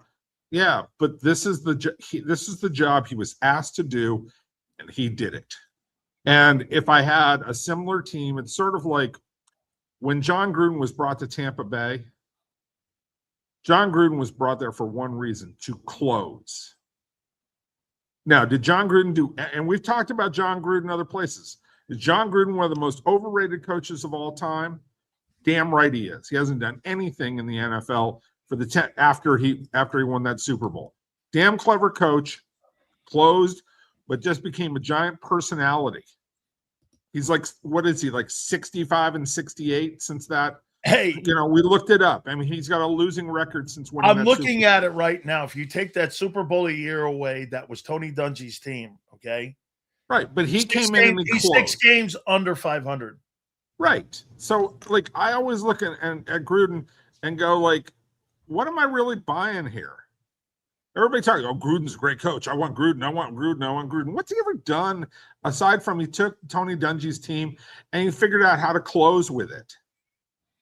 Right? He was a good coach. He was a good coach with the Raiders. I give him credit for that. Very clever guy. Went to the Tampa Bay, figured out how to finish with that team. Ever since that, like, you want to talk about a guy who doesn't know how to build anything. Like, he doesn't want to teach the first 300 pages of his own playbook. That's why he always signs like old quarterbacks. The one time he had, what was it? He had, Chris Sims. Chris Sims. He hated Jeff Garcia. Wait, but Jeff Garcia was an old guy who knew the playbook. Rich Gannon. Because he didn't want to spend the time teaching a guy how to play. So, like, all of this is to say is, I think that we don't look at coaches and just go, okay, let's look at the work, what they were asked to do, and what it's supposed to. We look at the personality, what we think of them, what we look at all these other factors. Personality, do we like them? Do we think they're, field generals? Do they, jazz us up? All these other things, like, do we get excited about them? All that kind of crap. At the end of the day, the job is to win some football games. Like, Andy Reid's never going to come in and rip anybody or do anything. He's the anti-Jimmy Johnson, right, in that way. Yep. But Andy Reid knows how to build a football team. He did it in Philly, didn't finish. Did it in Kansas City, finished. Now we'll see if he can get back to the top of the mountain. And he might end up with the most wins of all time. I have one last one here for you. So right. people were talking about, Hurts, and we were comparing him to some of the great quarterbacks, and somebody brought up Steve Young because Steve Young was a dual threat. And I went like this. I did the same thing. I go, Jason, it's so hard. And you know what? I have to always remember some of these people are so diehard fans that I'm like, do you understand that Steve Young is one of the top 10 quarterback talents that's ever played the game, with his accuracy, his 4.5 speed, his ability to throw the ball and dissect defenses? To even put Jalen in that conversation, he's not going to the line of scrimmage and running a 4 verts thing. He's going to dissect that thing. And he had Bill Walsh. I mean, he had guys like that. I mean, and he had Holmgren. I mean, dude. And Shanahan. You try to explain to people how great that guy was. He wasn't just a Michael Vick, better version of Michael Vick. He was one of the best talents to ever play the game. He was in the top. I mean, he may be in the top 10. He's certainly in the top 20. of quarterbacks all time. So it's silly. Like, if you put those two guys on the field together, it's a joke. So, yeah, I mean, look, again, I have an appreciation for Jalen Hurts and what he was asked to do, how he does it. I have an appreciation for Jalen Hurts and his efficiency in running the tush push, right? That's not an easy thing. It's not a thing that a lot of quarterbacks want to do. He does it incredibly, and he does it willingly, right? Yeah. But if you want to talk about a guy who we're going to go 3, 5, 7-step drop, ball's got to come out of your hand. It's got to be on time. It's got to be incredibly accurate. You got to read where. No, that's not what we're doing. We're running a run heavy offense, a lot of play action, and try and get one of your first 2 reads singled up. If you were going to compare Michael, if you were going to compare Jalen Hurts to a quarterback in NFL history, who would he be? A better Vic? Vic's different. Vic was an electric athlete. Electric. Jalen's not an electric athlete. No. Like Vic's a better player than him.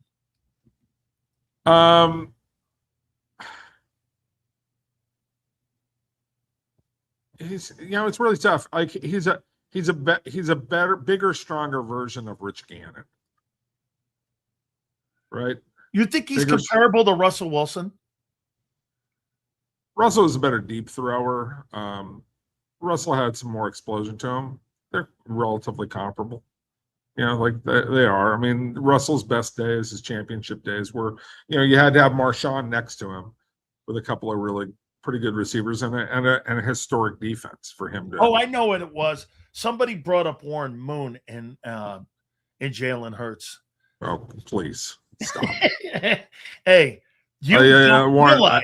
Can I just say this? I was a little too young to see Warren Moon, to appreciate Warren Moon. I think I probably saw him once when he was in college at the University of Washington, because he graduated in like 77, I think, or 78. Yeah, like that, right?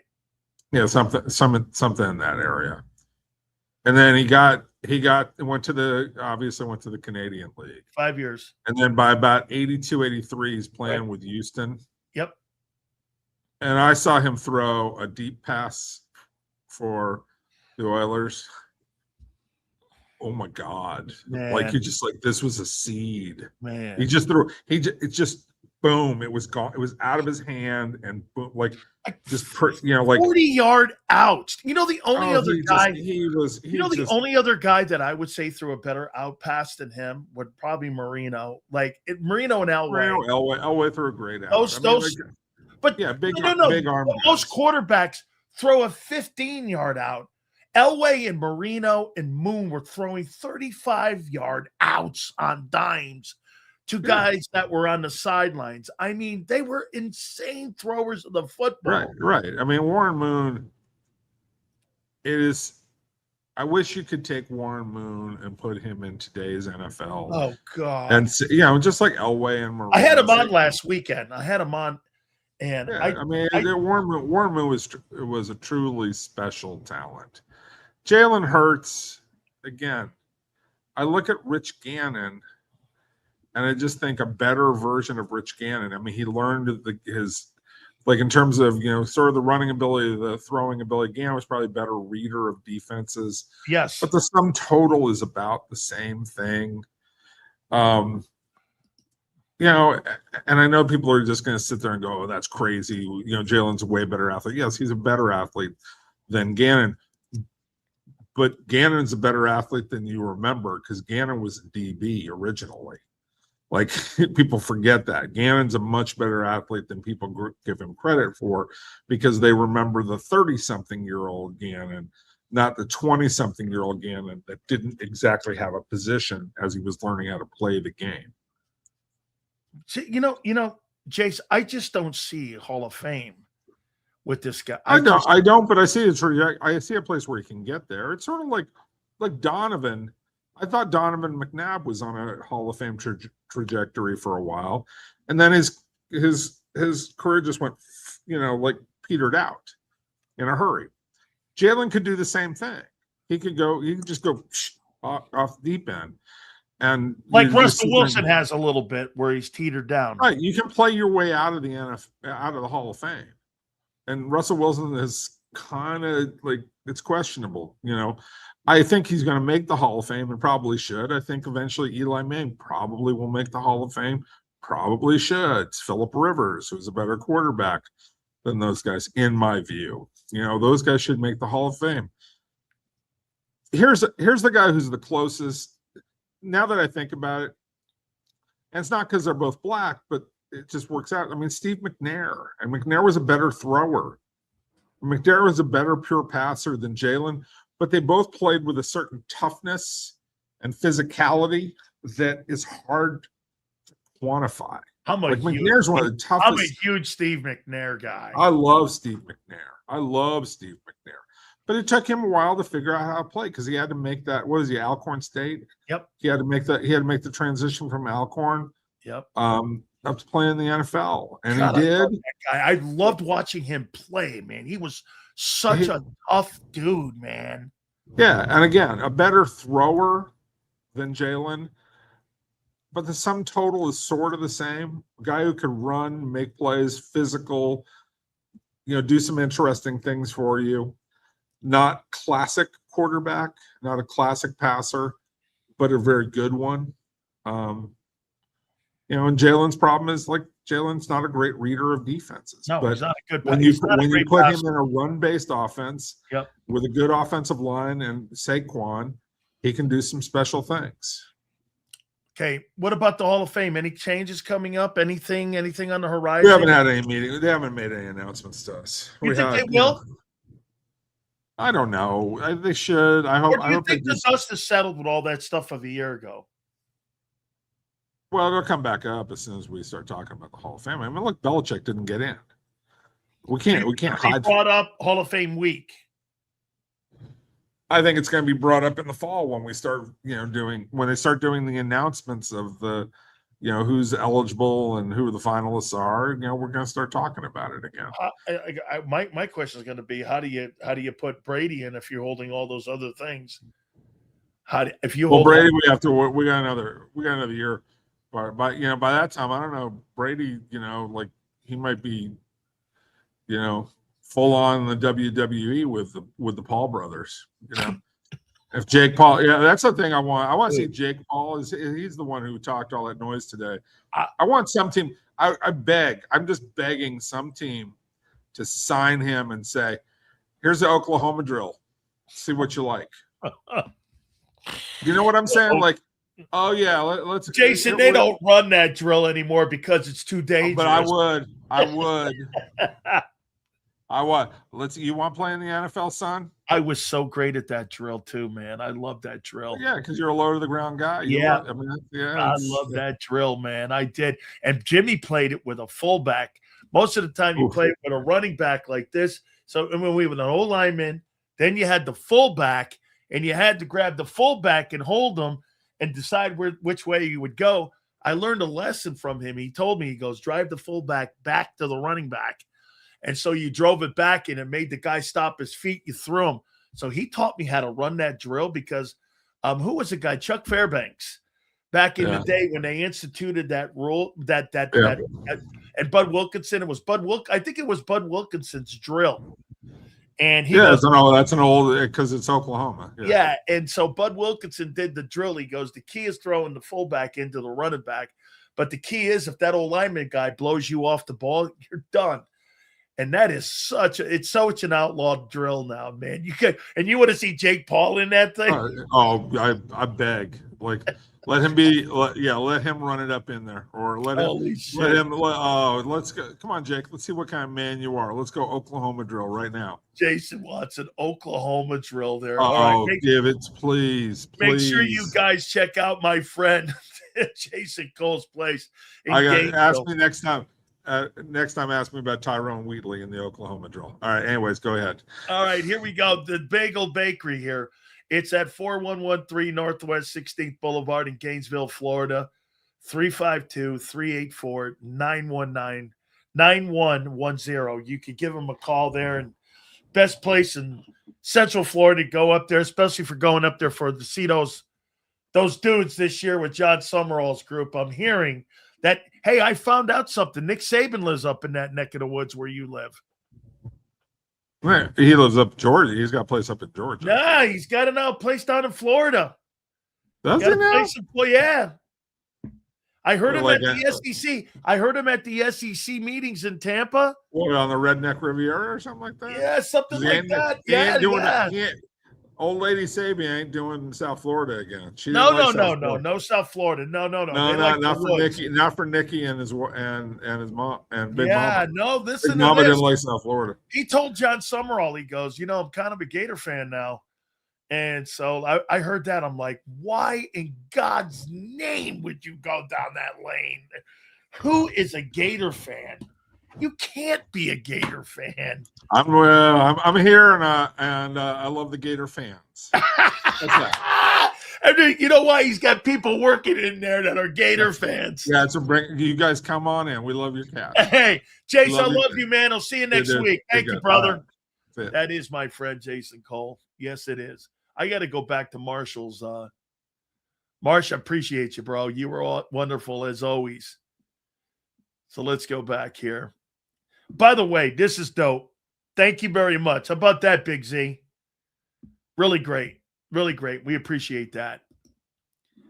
Marshall, y'all scared to say it, so well, that's Howie's success. Nick is a stiff, Mr. Cole. He's still watching.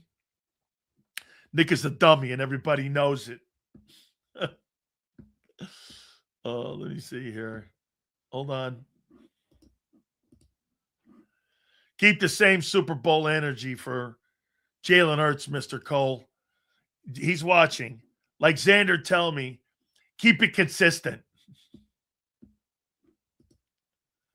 Dumbass Nick just compared Wicks to Keenan Allen. No, he didn't. Oh, my God. Keenan Allen? Oh. Dude, Keenan Allen is a Hall of Fame football player. Dontavian Wicks was a stiff in Green Bay. Here's Keenan Allen. To Marshall's point. Come on, Nick. Did you get that off of Chat GPT? Please tell me you didn't get that off of Chat GPT. Here's Keenan Allen. And I covered the guy. By the way, Wes Chandler coached him at Cal. Here's Keenan Allen. He's got 12,000 receiving yards, 1,000 catches, 1,393 1 year, 1,243, 1,138, 1,199, 1,000 yards in his first year. Dealt with some injuries, middle of his beginning of his career. Dontavian Wicks, I don't think has cracked 500 yards. Has he? Dontavian, I mean, I don't even remember him up in Green Bay. Here's Dontavian Wicks, and you're comparing him to Keenan Allen. 581, 415, and 332. And in 46 games that he was eligible to play, he started 18 of them. This guy didn't even start. Dude, he's a guy. I mean, he's a guy.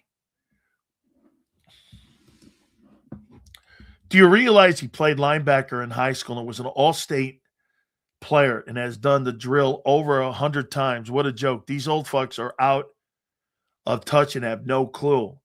What the fuck are you talking about? They don't run that drill anymore in the NFL. The Oklahoma drill. They don't run that. What the fuck would you know, guy? How many campuses have you been to where you've seen where people outlawed that drill? It's outlawed. Nobody runs that drill. It's a concussion drill. Oh, fuck. Bro. See, people don't realize when they compare Hurts to guys that's already retired, you're giving the quarterback of Jalen Hurts credit as 4-year starter who's been to 2 Super Bowls. I'm starting to get, and I'm starting to like that comparison to Steve McNair. I think Steve McNair is a really good football player.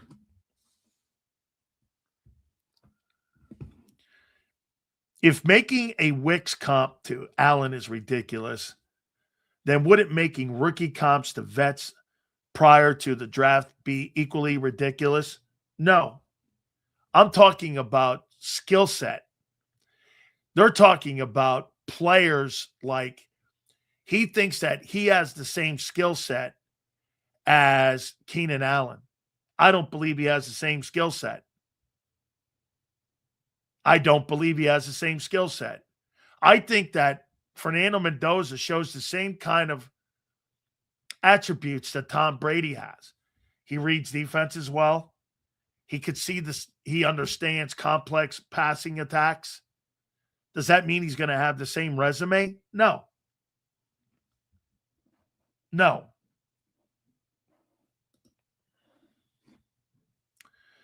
You play harder and work harder for bosses that believe in you and want you to succeed.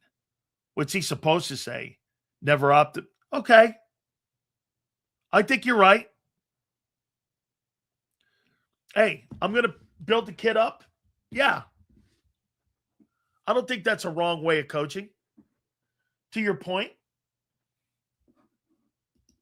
he's a mix of Tebow and Dilfer. I don't think that.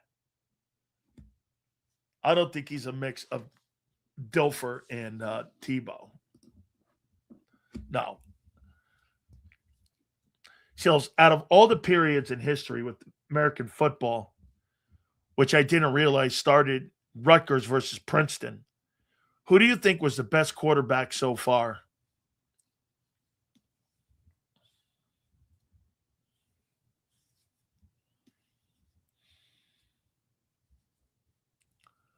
Like a guy who could play in any era?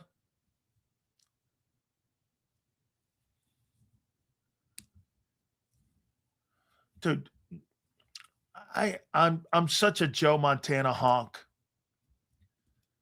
I really am. Unitas, Montana, Marino, Elway. Dude, you heard, like, you know what? Like, you like to see Jay. Jay thought actually that Jalen Hurts was a better quarterback than Warren Moon. And you're like, you never witnessed the guy play. You never saw how he threw the football, how well he played, how much skill he had. I mean, Warren Moon and guys like Marino and them dudes, those guys are different football players, man. They're just, 40-yard outs, like on dimes. He couldn't help it. He didn't have a great general manager or they didn't have a complete team. That wasn't his fault. All he did was go out and Kim, he had the greatest contract of all time. Lee Steinberg had put this little nugget in there and where he would never be paid lower than the third highest paid quarterback in the NFL.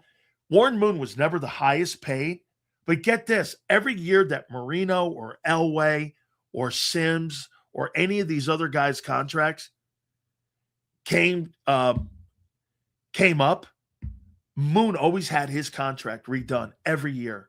Every year his contract. He never was paid lower than the third highest paid quarterback in NFL history, which is one of the greatest deals of all time. It meant your contract was being renewed every year. And for gigantic money, like enormous dough. He made huge money in that era. They keep trying to compare guys that only have been in one Super Bowl to Hurts. Super Bowl has nothing to do with talent. I think the overturn window has drifted so far to the right in this country, it's hard to even see the shoreline. I think my views are relatively moderate in most other industrial countries. Boy, that's a real deep thought. Moon is a different solar system than Hurts and most other starters currently. Oh my God, yeah. I mean, dude, the guy today, the quarterbacks today that are the really great ones, that could play in any era, Josh Allen would get destroyed. And so would Lamar Jackson. They wouldn't last because you could kill those guys. And if you're going to take off running, you're going to get demolished. You had to win from the pocket. So, I mean, Burrow, Stafford, Purdy, Darnold, May, those guys could play because they had to win from the pocket.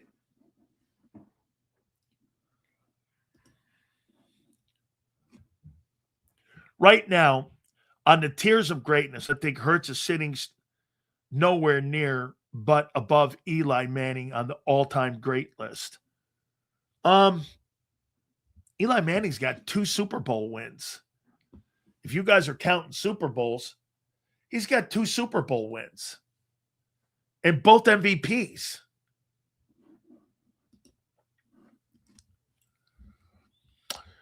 Widiani coached Keenan Allen with the Chargers. Yes, he did. Said it. His toughest coaching job was providing Keenan Allen with ways to improve. It's true. As a matter of fact, I'll show you something here. It's a true statement, too. Let's see here. Let me show you this. Let's see here. I'm going to go here. You know what we need to do? We need to get Phillip Rivers on.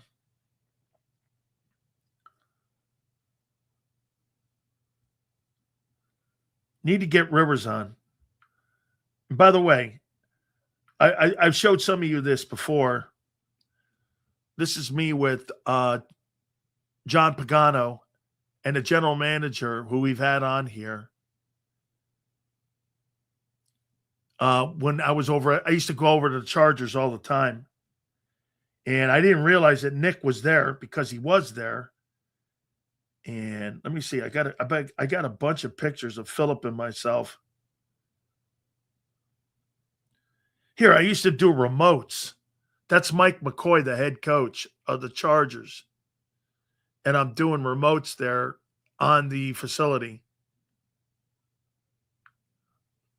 Here's Keenan Allen and me talking. A couple more here. Yeah, that was Keenan Allen and myself. Here's Phillip Rivers.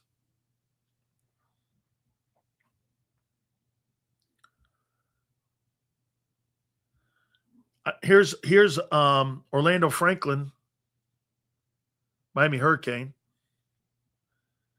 I covered that Chargers team. And by the way,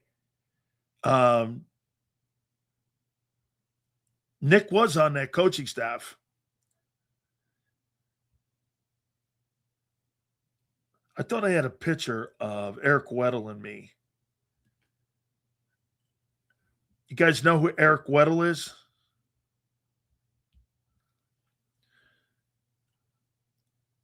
Let's see here. Yeah. Phillip Rivers is 6'6", and he was in cleats. Hey, 5'7" and made the NFL. Reyes, go back to playing Madden. This is how I feel about Shane Steichen. Shane started in college football at Louisville. I think what makes him so good as a coach is what I've been saying always. great disconnect between college football and the NFL. It's becoming that way. See here.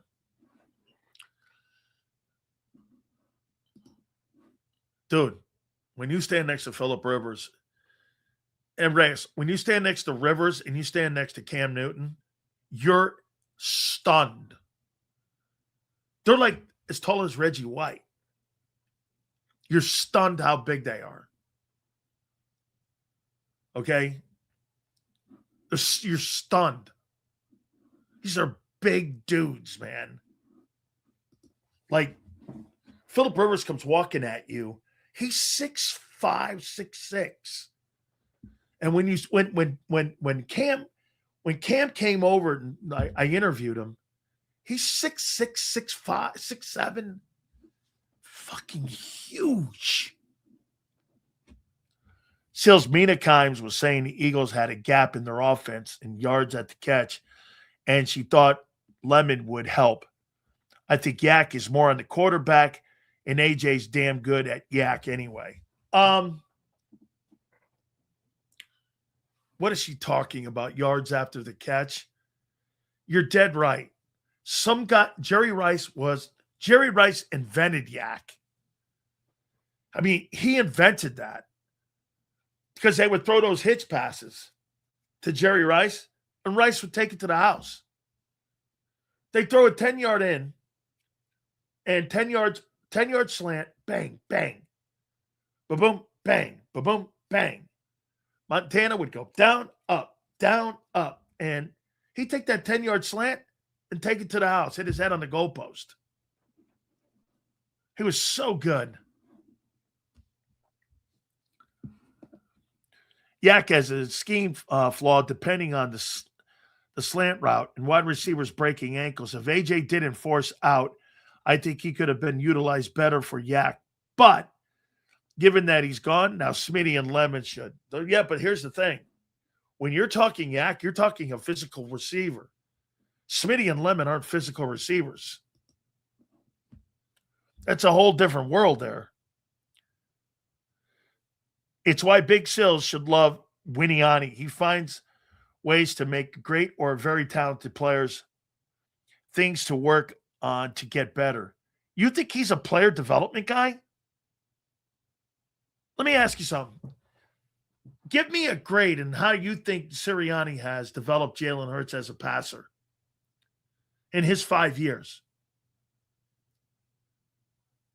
Hangry, what grade would you give Nick Sirianni on developing Jalen Hurts as a passer?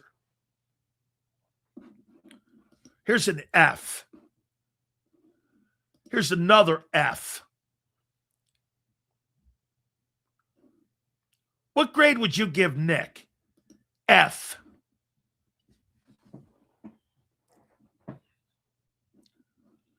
C minus. Below average. F.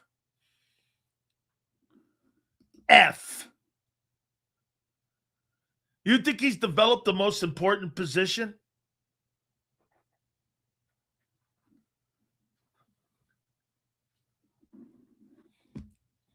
F. Here's another guy. But yet, since Jalen's been here, he's been the only Eagles quarterback in France. Again, loses me on 2 Super Bowls. Shanahan couldn't develop Trey. What are they talking about? Well, he's not going to develop Trey because they drafted the wrong skill set for the coach. It's why Big Sills would done that. Yeah, see this here? When we're talking skill, at the end of the day, every time he brings up Super Bowls, that has nothing to do with the player's skill set. Nothing. I don't know why you don't understand that. It's like telling me that Trent Dilfer is like some sort of great player or something. I mean, or that Jim Plunkett's great. Jesus criminy.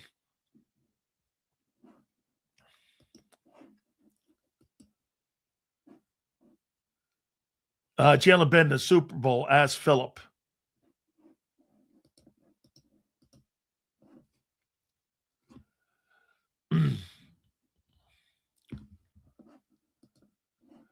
This dude shows my comment, then acts like he's smarter than me. I am smarter than you when it comes to football. You have no understanding of the game. Smarter than you when we're talking football? Yeah. What would you possibly know that I haven't been through? What would you possibly know? What, because you sit there and you have a crayon book? What would you possibly know?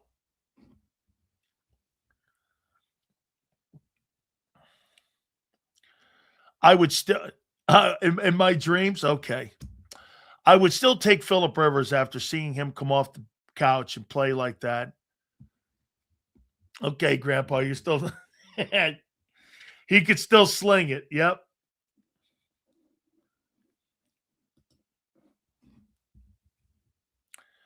That's all he talked about, Super Bowl, not the skills he had a hard time in school. Hey, that's right.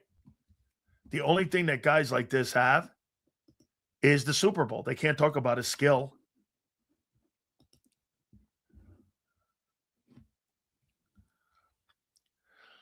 Sills, if the offense struggles early on, how long of a leash will Nick give Mannion? And does he take over full autonomy, or will he get another experienced coaches involved? All right, let me pay some bills here. I don't know that question. But what his recent track history's been, and it's been that he'll take over. All right, the number one injury law firm in all of America for a reason, and that is my friends at Morgan & Morgan. And it is because they win. They defend families across this great nation like yours in Philadelphia's, because they built this company 25 years ago to defend your families you've ever been injured on the job. Do me a favor, folks. Go to forthepeople.com/big sales or pound law 529. That's forthepeople.com/big sales or pound law 529. And do me a favor. You tell them Big Sales sent you. There's a reason the Flappy Flaily inflatable tube man dominated the dance-off. Throw the money in the air. Throw the money in the air. Make it rain, count it up, put it there. Just like there's a reason Morgan & Morgan is America's largest injury law firm. Injured? With over $25 billion recovered for our clients, there's a reason to go big. Morgan & Morgan, America's largest injury law firm. Ignite your nights with free live entertainment daily, only at Live Casino and Hotel Philadelphia's Center Bar. 7 days a week, enjoy some of the region's top party bands, performers, and DJs as they take the stage in the heart of the casino action. Great cocktails, live music, and lively moments. It's all happening at Center Bar at Live Casino and Hotel Philadelphia. Visit livecasinophilly.com for more details and the complete list of upcoming events. Must be 21 or older. Gambling problem? Call 1-800-GAMBLER. This is Eric. When he got injured in a car accident, he called Morgan & Morgan. He not only gets a lawyer, he gets trial lawyers like Sam and Jessica, who are in it to win it. He gets his own investigators with briefcases, leather ones. And if you ever have questions, our customer service folks keep things rolling. Injured? We're your army. Morgan & Morgan, America's largest injury law firm. Welcome to the Jet Setters and the High Rollers, to the Shot Takers and the Tastemakers.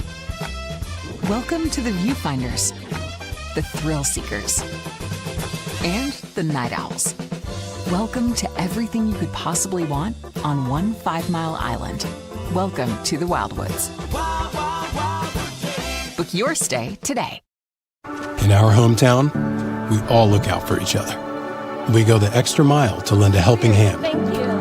We step up to keep our communities going strong. And at Independence Blue Cross, we're here to keep you going strong. We've been deeply rooted in our communities for more than 85 years, and that connection to members has earned us our spot as the #1 health insurer in the region. So while you look out for your neighbors, know IBX is always looking out for you.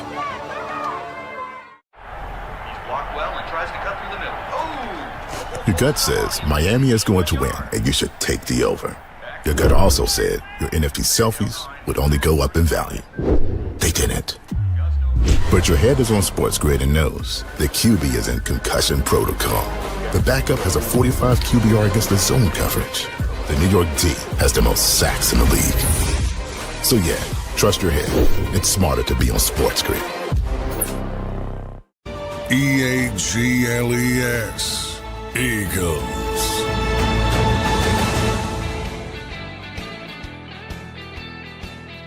Five days out. Incredible. We're going to be out there 5 days out from those guys going to training camp here. Let's see here. Tell me about the 52 years before the Eagles won anything, my guy. Bro, Sills thinks I'm just some regular guy talking football. You sound like a douchebag talking football. A douchebag. The way you talk about skill versus... Dude, you are nobody. Stop pretending. That was the land before time. Let's see. I believe they did get to an AFC championship game. And for the record... I think during that time, you're talking about Peyton Manning and Tom Brady. And let's see. Who else? Ben Roethlisberger. I don't give a shit who he is. He sounds like an idiot.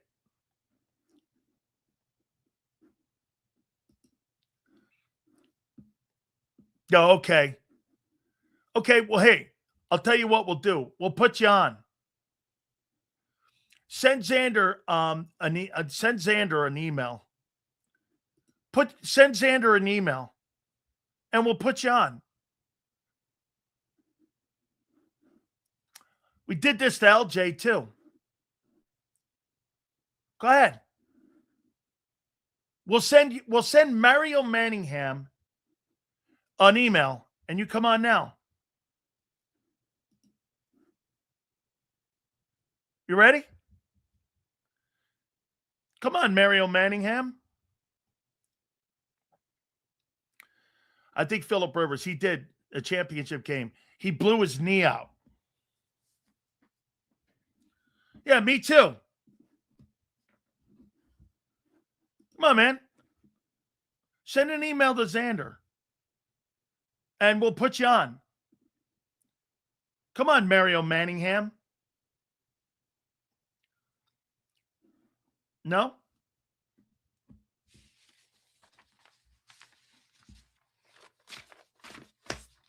I'm giving you an open invitation.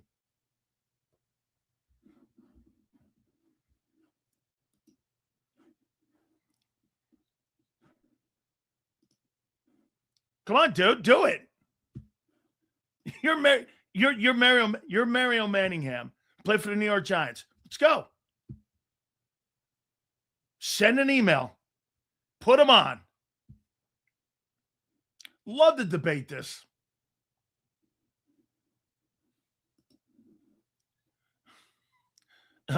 Okay. Well, since he's Mario Manningham, let's put him on. He's criticizing. Put him on.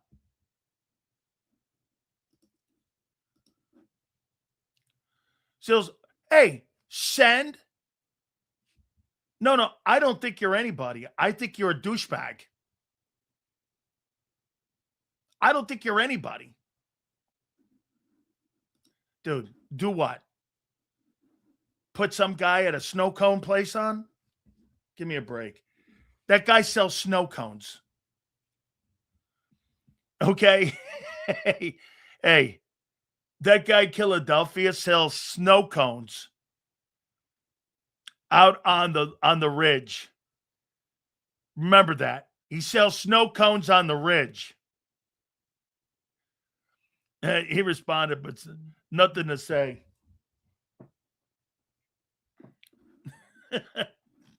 That guy sells snow cones. During the summer times, you get the Italian ice. Over near Cape May and all that, Z, that's a guy that sells snow cones. And Italian ice. I love Italian ice, by the way. That guy knows as much as football. It's my cat. Yeah. Hey, as my cat. Jalen led the team to the NFC Championship game. Remember that, Sills. Oh, I know. Boy, I sure know that. Which one? He played really great in the last one. He did. Philadelphia. A snow cone salesman. He's trying to talk to me football. Not that snow cone salesmen don't know football. They probably do.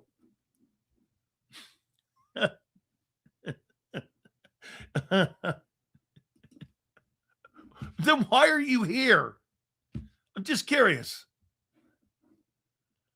And let me guess, you're here for the laughs. And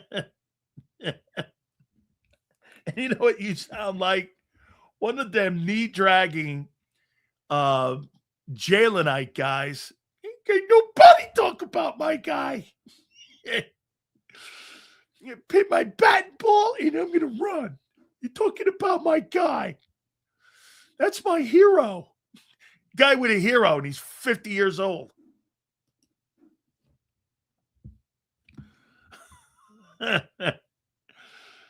An analyst during the World Cup brought up a great point. Every great player has their villain that made them better. Messi, Ronaldo, Peyton, Brady, Bird Magic, Ali Frazier. Yeah. You always had that other guy. Yeah, LeBron had nobody.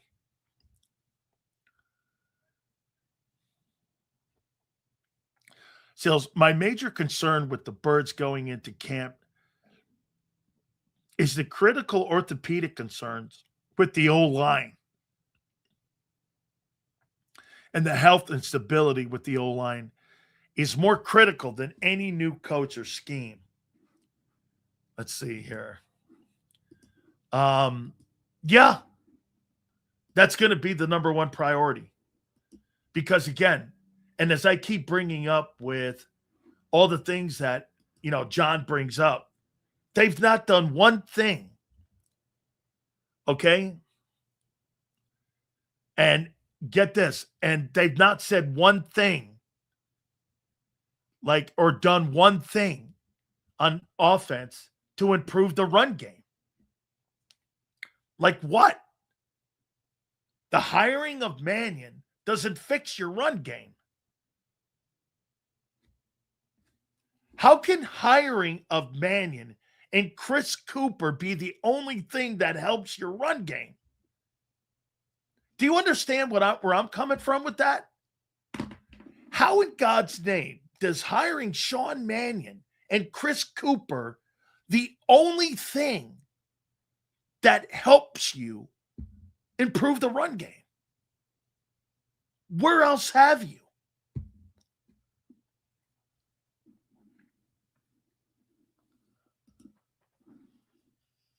Oh, you were his teammate, so you never stepped foot in the NFL. We've covered in the NFL for 30 years like Sills. Yeah.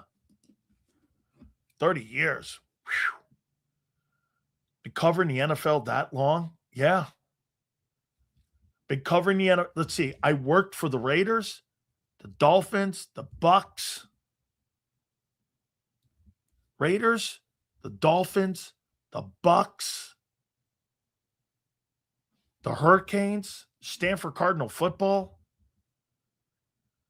Who else did I work for?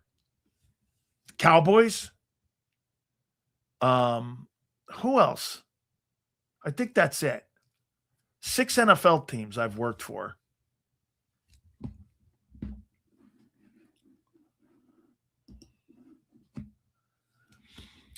The run game success is based on the health of the O-line. Your O-line was the 7th best O-line in football last year. Stop making it seem like your O-line was devastating and devastated. The change of the scheme from Stoutland's antiquated ways will advance. How do you know that? What success has Chris Cooper had as a run game offensive coordinator or offensive line coach? By the way, what's this Mahaffey? Mahaffey's the new offensive, running game guy? Who's the run game coordinator in Philly? Ryan Mahaffey?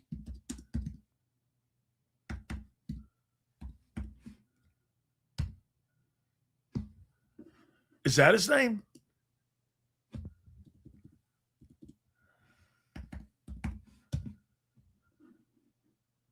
Let's see what he's done. So, run game coordinator and tight end coach. He's Ryan Mahaffey.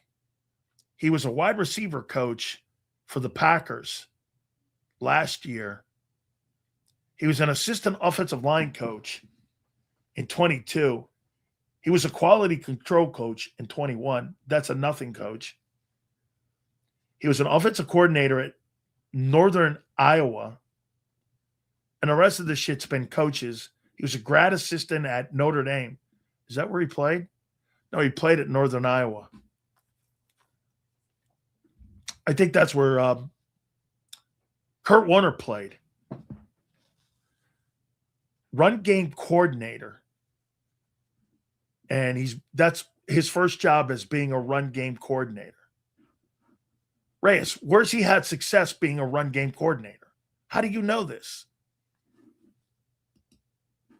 Seriously, how do you know that? Where? I mean, so you have a coordinator that has never had success, and you got a run game coordinator that's never had success, and you have a passing game guy. I'm not getting where this goes. Oh yeah, and I did the Chargers. That's right. Here's the teams I've worked for: Raiders, Dolphins, Chargers, Cowboys, Buccaneers. 1, 2, 3, 4, 5. Stanford Cardinal football and the Canes. I think that's it. Those are all the teams that I worked for.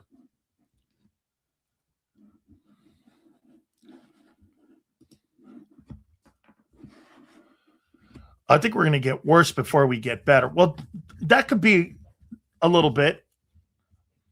I think we'll get better later in the season. Yes. But what you're hoping, Kim, is that your defense can hold the mail down and carry the mail for you. I mean, look, if your football team picks it up by week 7 offensively, you could have yourself a pretty good football season. It could be a pretty good year.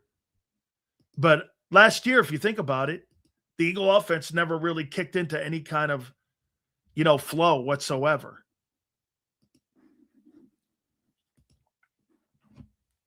Seals, you think Howie makes a move before the final roster? I think Howie makes a move in camp for a safety.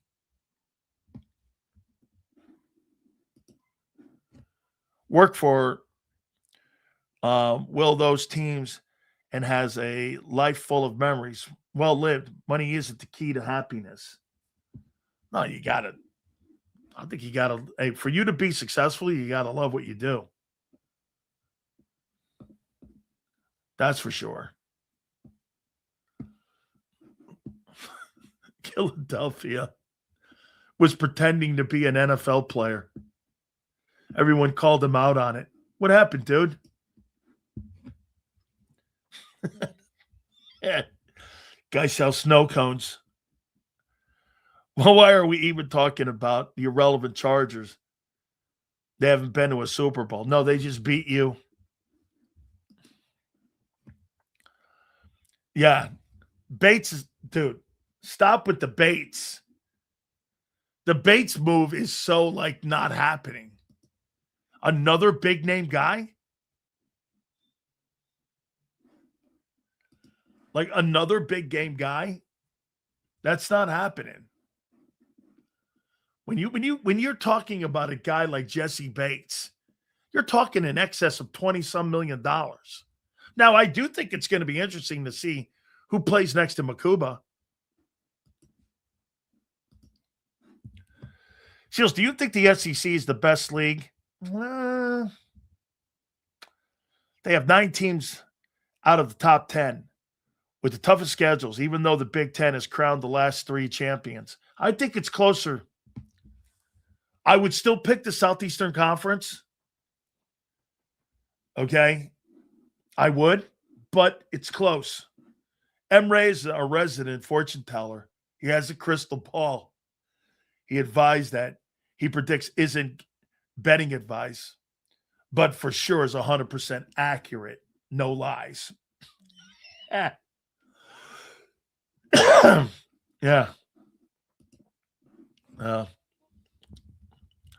Hey, what are you crying now? So you go from pretending to know more football than me to pretending to be an NFL guy to moaning? What are you, 7? Got to go back to your snow cone making machine that your dad bought you for Christmas. Come on, kid. Wouldn't mind getting that dude from Cleveland. Another kick-ass informative show. Not going to grab me a Rona. Not that guy. Cheers. Hey, Connecticut Philly fan, I think you and I had kind of like a bump in heads at the beginning of this, and you've come around here, which is cool.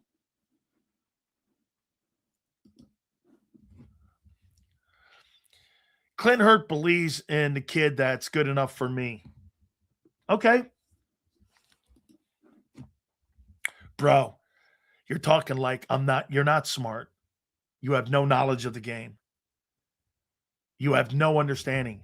And by the way, Philadelphia, I'd rather be a bench warmer for the Dallas Cowboys in National Football League than a guy that was sitting on there on his all-city team's bench. Hey, I was all-city 3 years in a row, second team or fourth team all-city. They're in Passaic. But I hurt my knee my senior year. And my buddies and all that, I couldn't get around to telling anybody. But, I was a really good player. I was a really good player at one time when all my buddies knew I was, and I was 17th all city.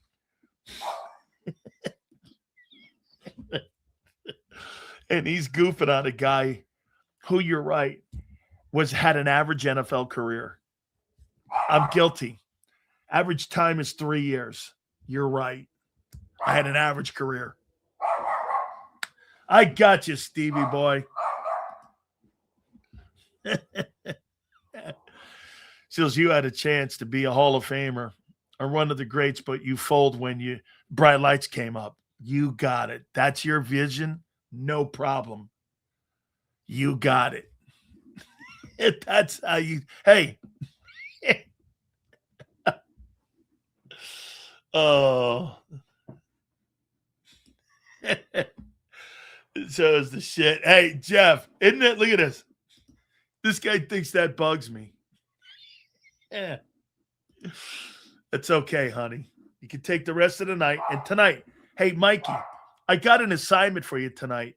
When you're writing my name down 700 times and you're thinking about my 8 and 9 prediction, and you wake up in the morning, I want you to write down 10 things you want to say to Sills, along with Dudadelphia. I want you to do me a favor. You guys got a homework assignment. You've got 10 things to say to me tomorrow that might be intelligent. Maybe I'll pick one of them. So this is a homework assignment for you two guys. Okay? Go back tonight and write 10 things down and go, well, Sills pick one of these. I can only hope. So when you're laying in your bed tonight next to your buddy and you're sitting there talking with each other, bang it off of each other.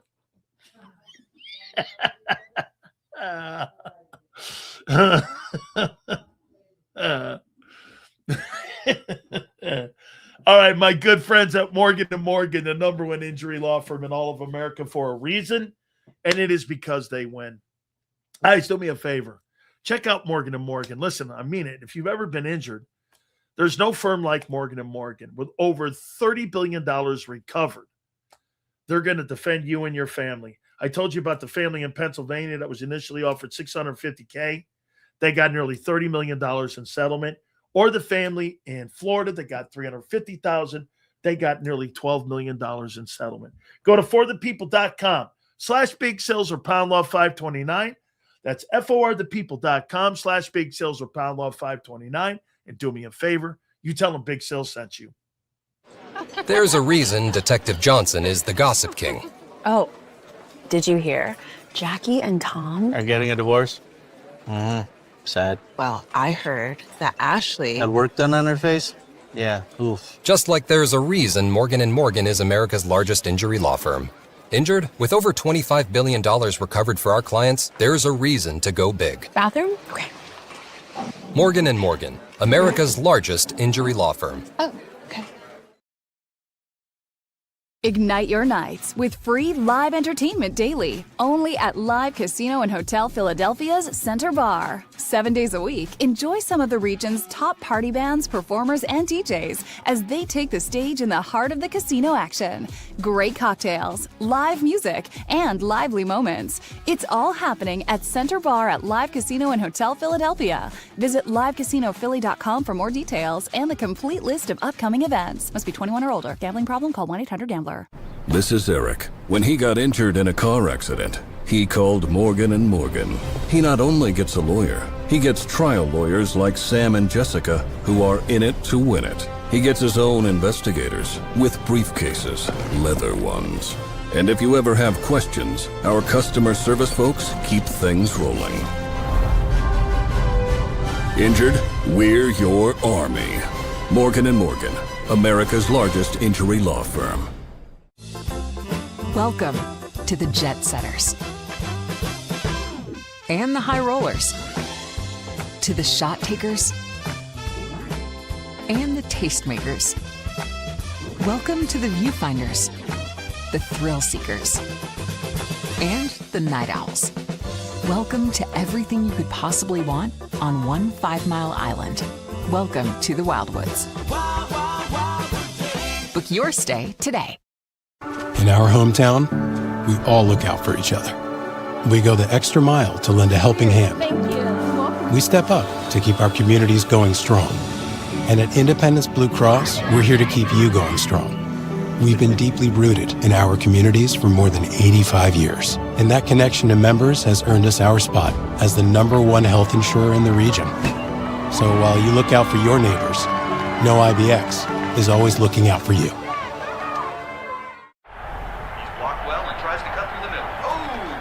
Your gut says Miami is going to win, and you should take the over. Your gut also said your NFT selfies would only go up in value. They didn't. But your head is on Sports Grid and knows the QB is in concussion protocol. The backup has a 45 QBR against the zone coverage. The New York D has the most sacks in the league. So yeah, trust your head. It's smarter to be on Sports Grid. EAGLES. Eagles.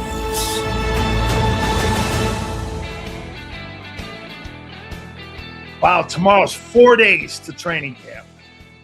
Crazy. Guys, I appreciate you more than you know. Please hit the like button. Thank you again. 2 to 6 tomorrow. We'll see you on the flip side.